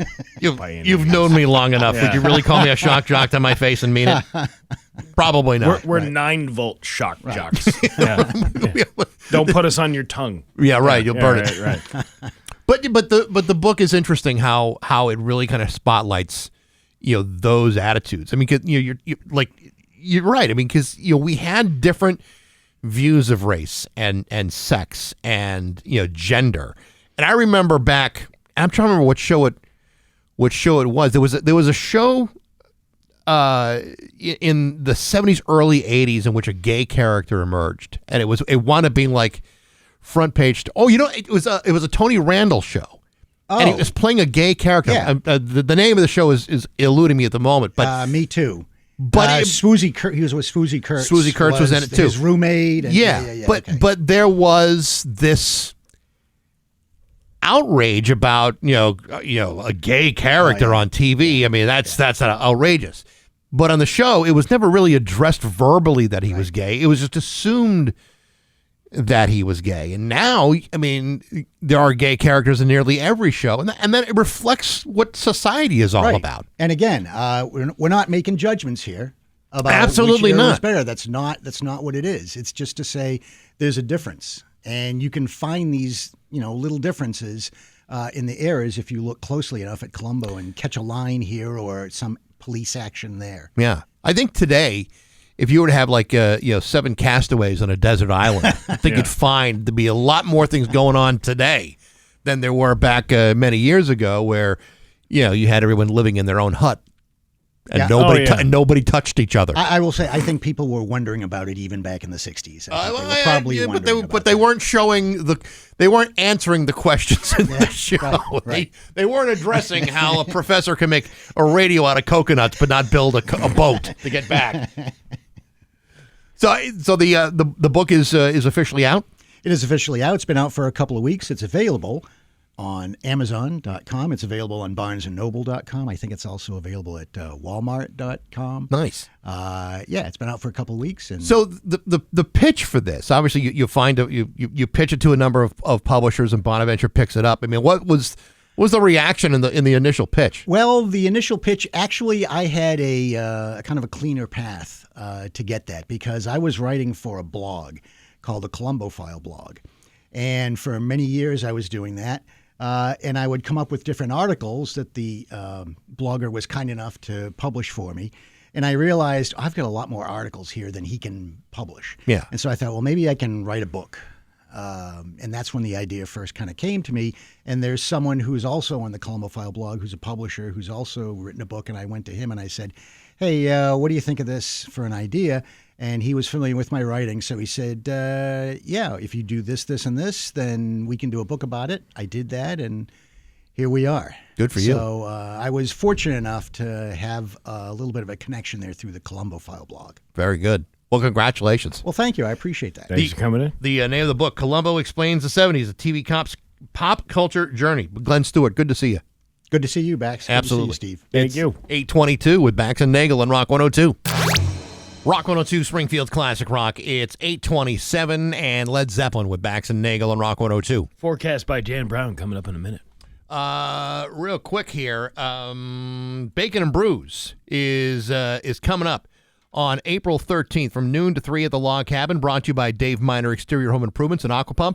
Your mission includes all kinds of bacon-inspired bites from the Log Cabin chefs. There'll be a cash bar with a selection of craft beers to drink, like the Backy's Brewing and Loophole. Awesome stuff. Plus live music from Stimulus. Tickets are on sale now at full price. Got to be over 21 with a positive ID to enter. It's Bacon and Brews, brought to you by Dave Miner Exterior Home Improvements and Aquapump, with support from Nor'easter Organic Life Hydroponics, the Tommy Carr Auto Group, and Rock 102, Springfield's Classic Rock. Full price or not, it's still worth the price of the ticket. It's like 30-something bucks. I mean, it's real. Yeah, it's real not bad reasonable at all. And, I mean, we give the opportunity to buy them ahead of time for that discount last week. And when I tell you the food is good, you'll be plowing through a lot of great grub. Yeah. You can't go wrong with bacon.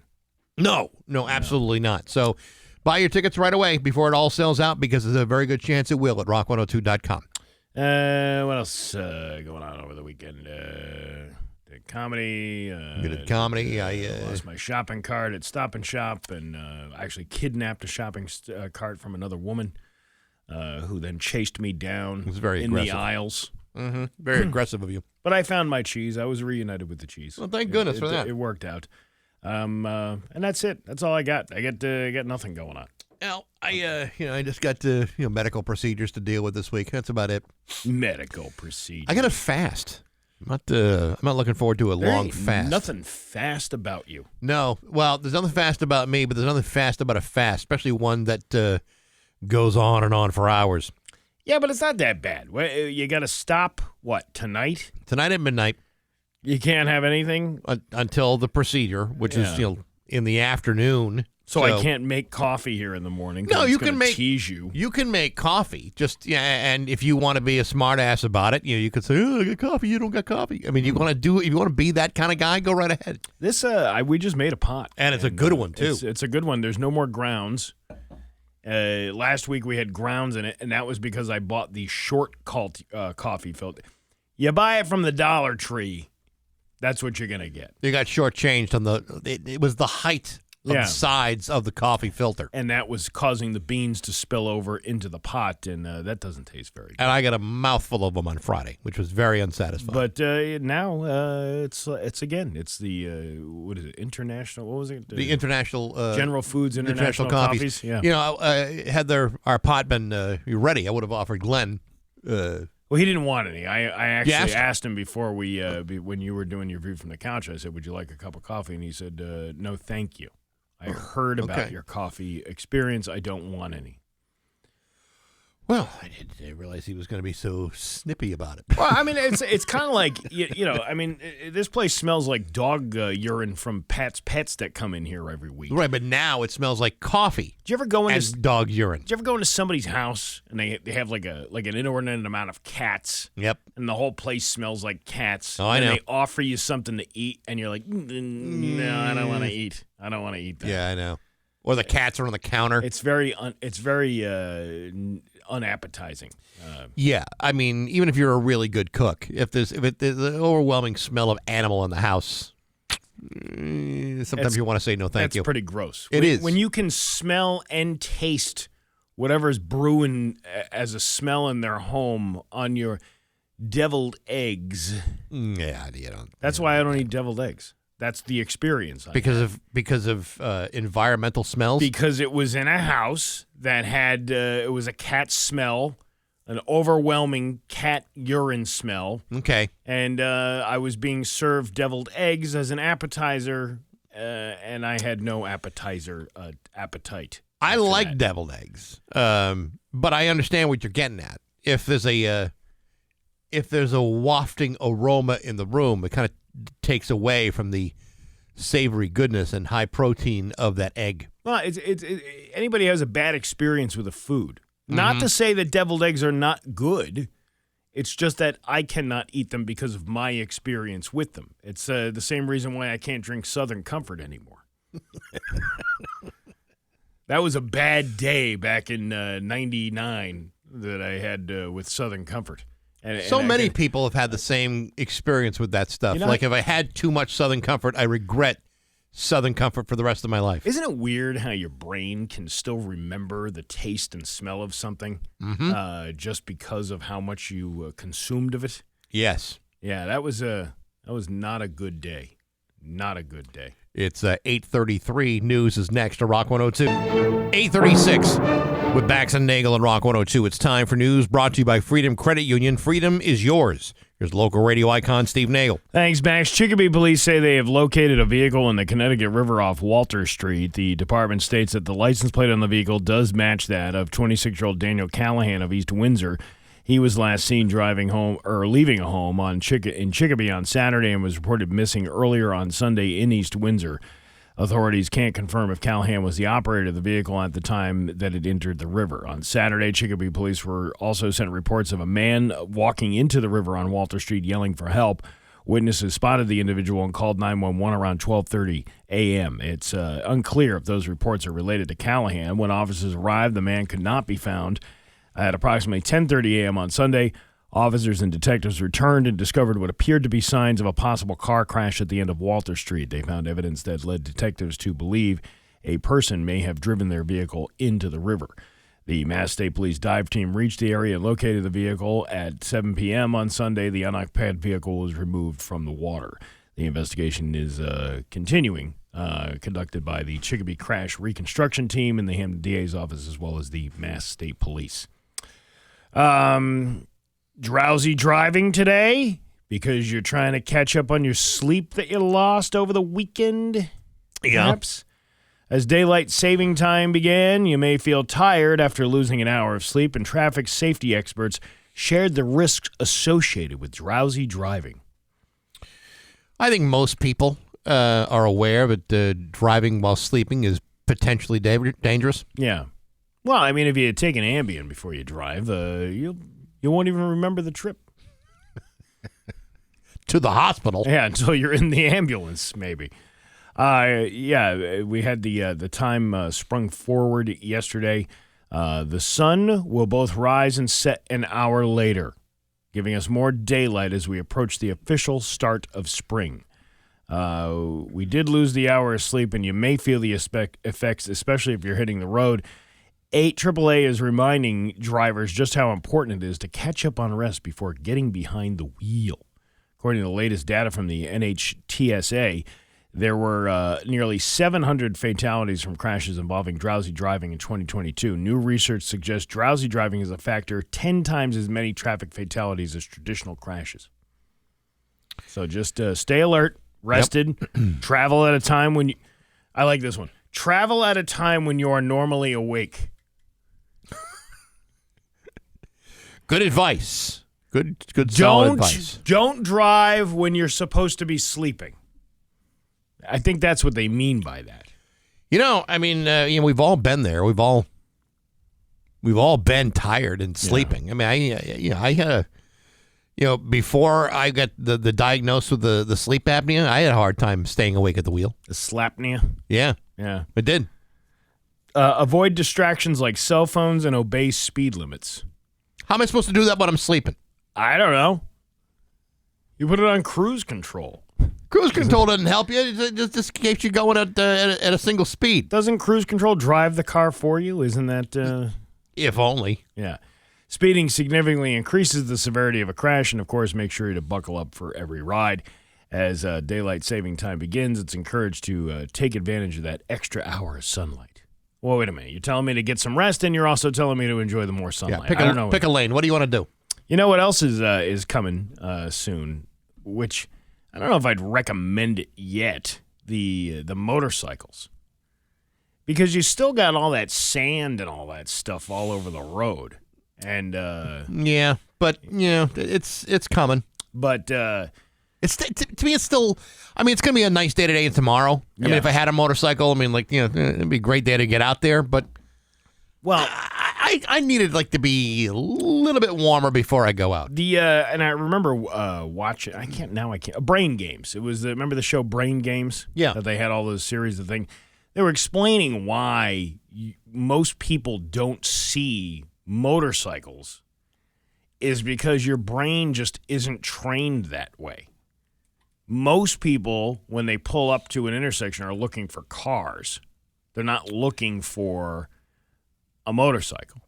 True. So it's better, you have to start training your brain to make sure that you don't, Well, the other part is have somebody T-bone you. The other part is if there's a motorcycle behind you, yeah, they're more likely to get into the blind spot of your car than a car, which is larger, more colorful or whatever. But sometimes if a guy's behind you to the side, he can get lost in that blind spot. So you got to be very, very careful. My car has that blind spot alert. Yeah. So if there's a car going into the blind spot, a light gets triggered, and I'm like, oh yeah, hey, look, there's a car I didn't see right behind me. It's actually a pretty cool feature.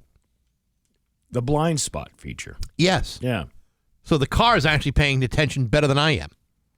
Well, I mean, I'm too busy on my phone and fluffing up the pillows for nap time.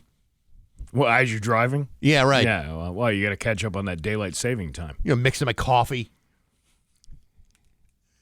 Listen, I've seen people do it. Sure. I've seen women drive, putting on makeup. Mm-hmm. This was back in the day. Putting on makeup, having a coffee, simultaneously juggling the coffee, the cigarette, and using a stick shift. That's a talent that has gone by the way of the dinosaur. I used to know a guy quite well who would read a newspaper while he would drive. How the hell do you do that? That's the question I asked for many, many years and never got a quality answer. I mean, you see people doing it all the time with the phones. You can tell that, it used to be when somebody was swerving in and out of lines, they're like, this guy's hammered. Now you can't even tell. No. Because people are on the phone half the time. I mean, you do have to watch those TikToks. I don't know how you're going to spend all day. You don't have all that time in the day to do that on your free time. You're right about that. Blarney Blowout, the unsanctioned St. Patrick's Day party held by UMass Amherst students, took place over the weekend. This year, there were only 29 arrests and 23 medical transports.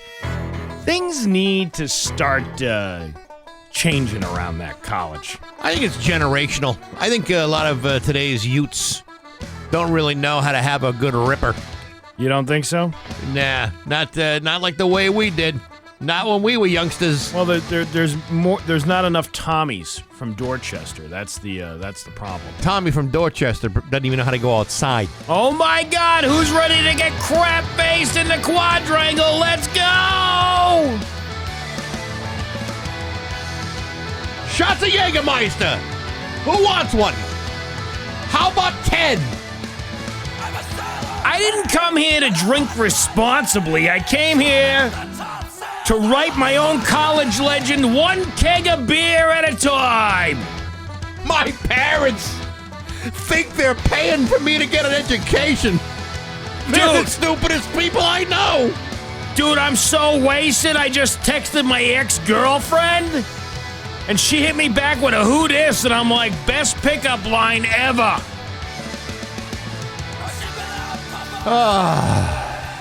I was planning on hitting a study group, but then I heard free drinks and said, I'm going to the quadrangle, pal.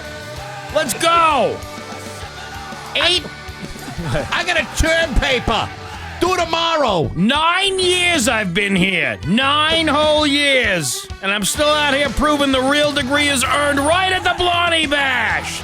Now get those arrest numbers up, you stupid animals. That term paper, the only thing I'm going to write this week is my name in an arrest record. Do you want to... Did you major in beer science?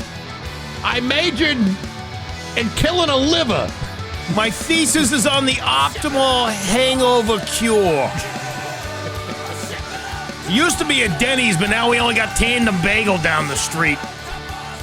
How do the youngsters today fight off a hangover after things like a Blarney Bash? Apparently, they just don't drink enough to even get hangovers. 29 arrests? Come on.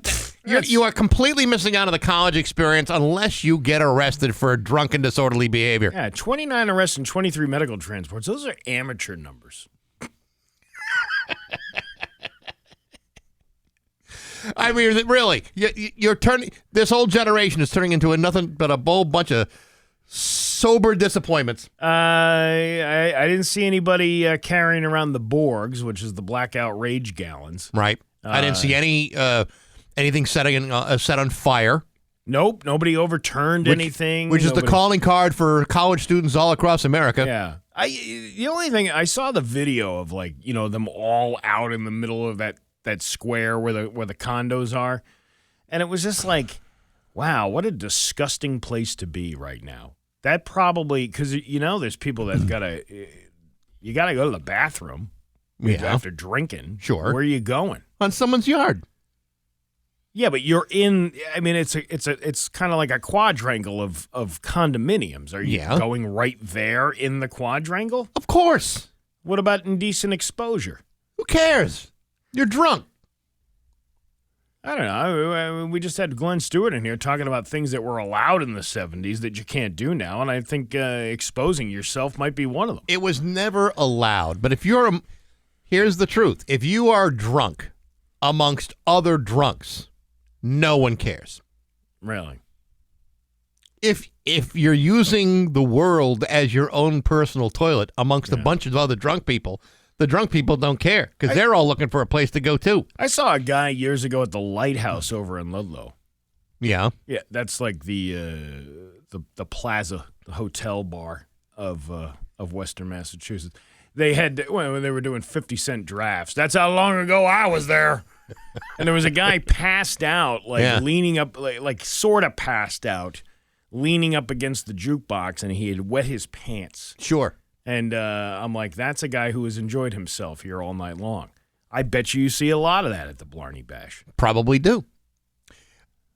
Years ago, there was a bar in the area. I'd rather not say the name of it, but I think people who saw me there know exactly which one I'm talking about. The Chessman? No. Although that was a great place. I don't care what anybody says. That was a great place, the Chessman. A bar that I used to frequent quite often, there was a guy who actually would sleep in the bar after hours. The bar, the basement of the bar, was his home. Why can't you tell him which bar it is? Because I don't want people who went to the Falls Pub to know that. Is it it's still there? Under a different name, under different ownership. But back in the day, there was a guy who I don't believe is still with us. Well, listen, who was living in the bar. I told you about my dad and I going to the Underpass Saloon in Wilbraham years ago, and Tommy, the bartender, who was very much into karaoke CDs, wanted a bunch of CDs burned, and at the time I had the new technology to burn CDs. Sure. So I burned him a bunch of karaoke CDs, and in return, he would go play with his karaoke CDs while my dad and I were able to help ourselves to the bottom of the bottle of shots of cinnamon whiskey and pour ourselves a beer. Because there was nobody else in there at the time. I got to tell you, if you are a functioning alcoholic or not even all that well functioning, those were the days. That's the greatest place in the world to live. Where else could you hang out with your alcoholic dad and try to aspire to become just like him? Yeah, and have encouragement from the local community to do so. Again, you can't do it. You can't. Who gets that lucky? I miss the old underpass. Me too. Maybe that's why they changed names and had to redo the place. That's why it's probably changed hands multiple times. Your Pioneer Valley forecast today, sunny with a high of 58. Tomorrow, sunny with a high of 62. It's 31 right now in downtown Springfield. I'm Steve Nagle, and that's the news on Rock 102. Oh, yeah. Take a deep breath, because help is just a... 102 Springfield's Classic Rock. It's 8:56, and Collective Soul with Bax and Nagle on Rock 102. Sunny with a high of 58 today. Tomorrow, more of the same with a high of 62. It's 31 right now in downtown Springfield. Rock 102's College Bracket Competition Bracket Brawl is coming back, brought to you by Neutral. Go to rock102.com and sign up starting on Sunday night at 8 o'clock on March 16th. That is this Sunday. You can make your picks. Make the best picks of the entire tournament. Get a $500 cash card. Pick every game correctly. It could be worth $1 million. $1 million. Now, it is very rare that that happens, and I have to tell you that over the last 30 years that I can recall, we've never given away that $1 million. But, stranger things have happened, and maybe this is the year that it could be you. Yeah, but you other better prizes to win. Yes, of course. I mean, who wouldn't want $1 million? Of course. Of course you would. But it's like saying you might win the Powerball tomorrow. But even if you won $50,000 in the Powerball, now that would be something. Still $50,000 more than you had yesterday. Listen, I'll take a gift card, right? Yeah. If your bracket gets busted early, it's your chance to win. You can actually make a fresh bracket for the round of 16 and for the round of 4. And the best picks in those brackets get a $100 gift card from the Yard Tavern. I would take that in a heartbeat. It's Rock 102's Bracket Brawl, brought to you by Neutral, Vodka Seltzer, Real Juice, the Yard Tavern, and Rock 102 Springfield's Classic Rock. Well, there you go. See, that's a good prize. It's a very damn good prize. Now, I know in the past, around the office, we've done a little bracket competition. We didn't do that last year, did we? Yeah, no, we had it. I didn't do very well, but yeah, I'll still do it. We're not allowed to do something like that. We just do it around the office. It's just mostly for illegal. Enjoyment. You can't do illegal office gambling. That's against the law. You mean like the way I won the squares competition in the Super Bowl? Yeah. Yeah, that was totally illegal. I would never say anything about that on the radio. That would be stupid. Yeah. Good thing you didn't win any money. Yeah, good thing, because I spent the. I mean, if I had won $100, I probably would have just blown it on something stupid. Like what? I don't know. Sandwiches? You're going to need to put towards your copay for your Blaze of Glory tomorrow. No. Wednesday. I haven't actually paid anything yet. All right. Sure I will. Sure I'll be paying for the nose for that procedure. I'm sure you will. Because that's what procedures do. Hey. They make you pay right through the nose. I told you, I got a $1,200 bill for that second colonoscopy that I had within a year, even though it was required. I don't know if it was required. It was recommended that I have the follow-up because you want the follow-up. You have to have the follow-up. Otherwise, what's the point? Yeah. So thank you to Blue Cross Blue Shield of Michigan, because that's who we have. Right. For not covering the entire bill for that when you did the first time that I went and had one. Did you know that would cost like $10,000? That's how much it cost? I was there for the full cost? I was there for 4 hours. $10,000. Wow. I mean, granted, it was both procedures. It was the endoscopy and the colonoscopy, but $10,000? And then it said pharmacy, like $100 and something. God. That was for the Advil that I took. Yeah, but that's prescription grade Advil. No, it's not. I'm sure. It's the same Advil. Well, you're right, though. It is prescription grade because it's like, it's like taking 4 of them. You're taking in one pill. God, a colonoscopy and an endoscopy at the same time. You must look like one of those. Look like one of them chickens, those rotisserie chickens spinning around. I said in the video, I look like a pig on a spit. They're probably roasting. Yeah, you. yeah. You know, when you're out, when you're under anesthesia, you don't think they're making fun of you while you're. Of course they are. I mean, what else? What you're going to talk about? Sure. I would be like whispering things in people's ears so they subliminally, dream about things. Yeah. This is why I would not be good in the medical field. I wouldn't be good in it either. Although I will tell you this. One of the things that they do for this ablation that I'm having done tomorrow is they're going in through the groin. All right. Yeah. Now, years ago, I know we're done about a lot of time here. I had a vascular scope done, and they went through I had done twice. The first time, they went through the groin. All right. And, I had to be prepped. All right. And I don't know how I got so lucky, but it was a very, very, very nice lady who prepped me. And I got to tell you, it's pretty awesome. She plum fishing in the dark, was she? It was all medically appropriate, but nevertheless. Was she Nevertheless. was she the milkmaid? Yeah. Or the wet nurse? No, that was talking about. That was the second time. All anyway, right. It's We gotta go. 9:02 with Bax and Nagle at Rock 102. Rock 102, Springfield's classic rock. It's 8, 9.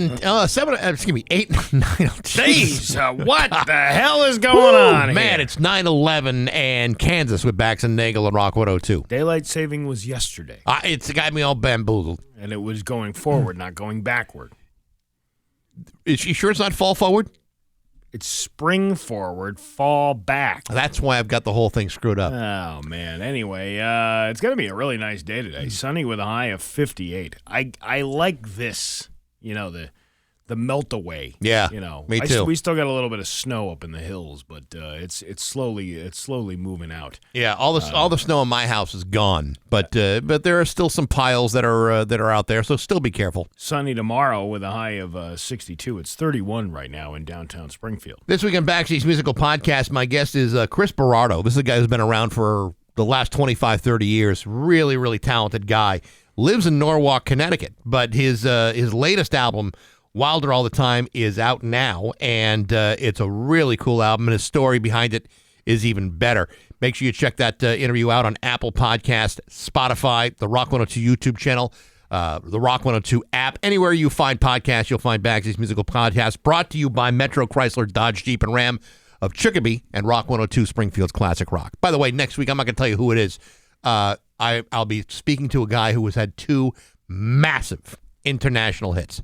Massive international hits. Who? I can't tell you that. Why? Because I'm not going to tell you that. It's a whole week away. I'm going to tease you along throughout the entire week, and maybe by the end of the week, I'll let you know. Why don't you just tell everybody? Because I don't want to tell anybody yet. This Entertainment Tonight method.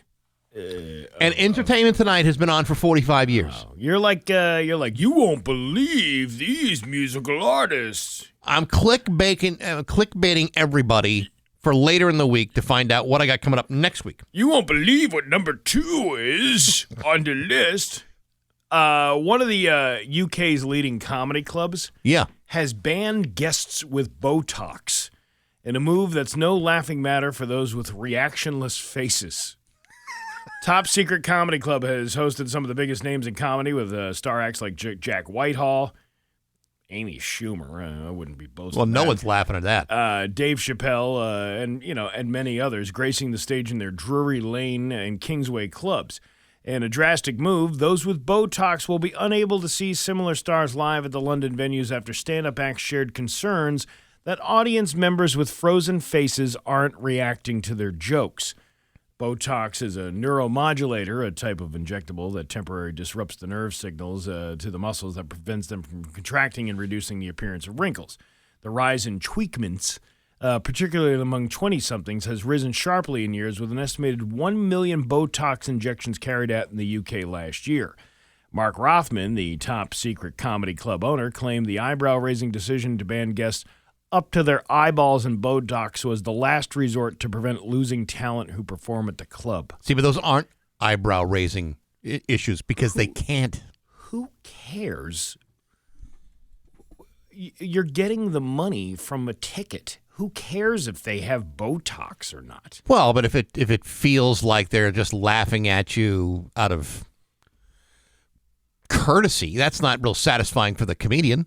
You want to see someone who's choking on spit. They're laughing so hard. I mean, most stages that you're on, you can't really see the audience much anyway. Mm-hmm. You probably only see maybe the first couple of rows because of the stage lights at a professional club. Sure. But that seems kind of dumb to be turning people away. And they say they're serious about this. This isn't just a joke. Right. We have had numerous complaints from performers who find it increasingly challenging to gauge audience engagement and bounce off of their reactions. But laughing, if you're laughing... You can still laugh and not have your face move. Yeah. That seems like a dumb business move. Now, you would never see this at, say, like the Shortstop for $20 on a comedy show. No, listen. People will be, they're holding their sides. They're laughing so much. Listen, you can come in with a boob job. You can come in with your lip injections, your Botox injections. As long as you're paying the $20 to get in, I could care less. You know? Yeah, of course. Yeah, there's no discriminating over there. We'll make fun of you, but there's no discriminating. As long as you got a $20 bill, they'll let anybody into that show. That's right. And have. Mm-hmm. It's 9:15 at Rock 102. Things will be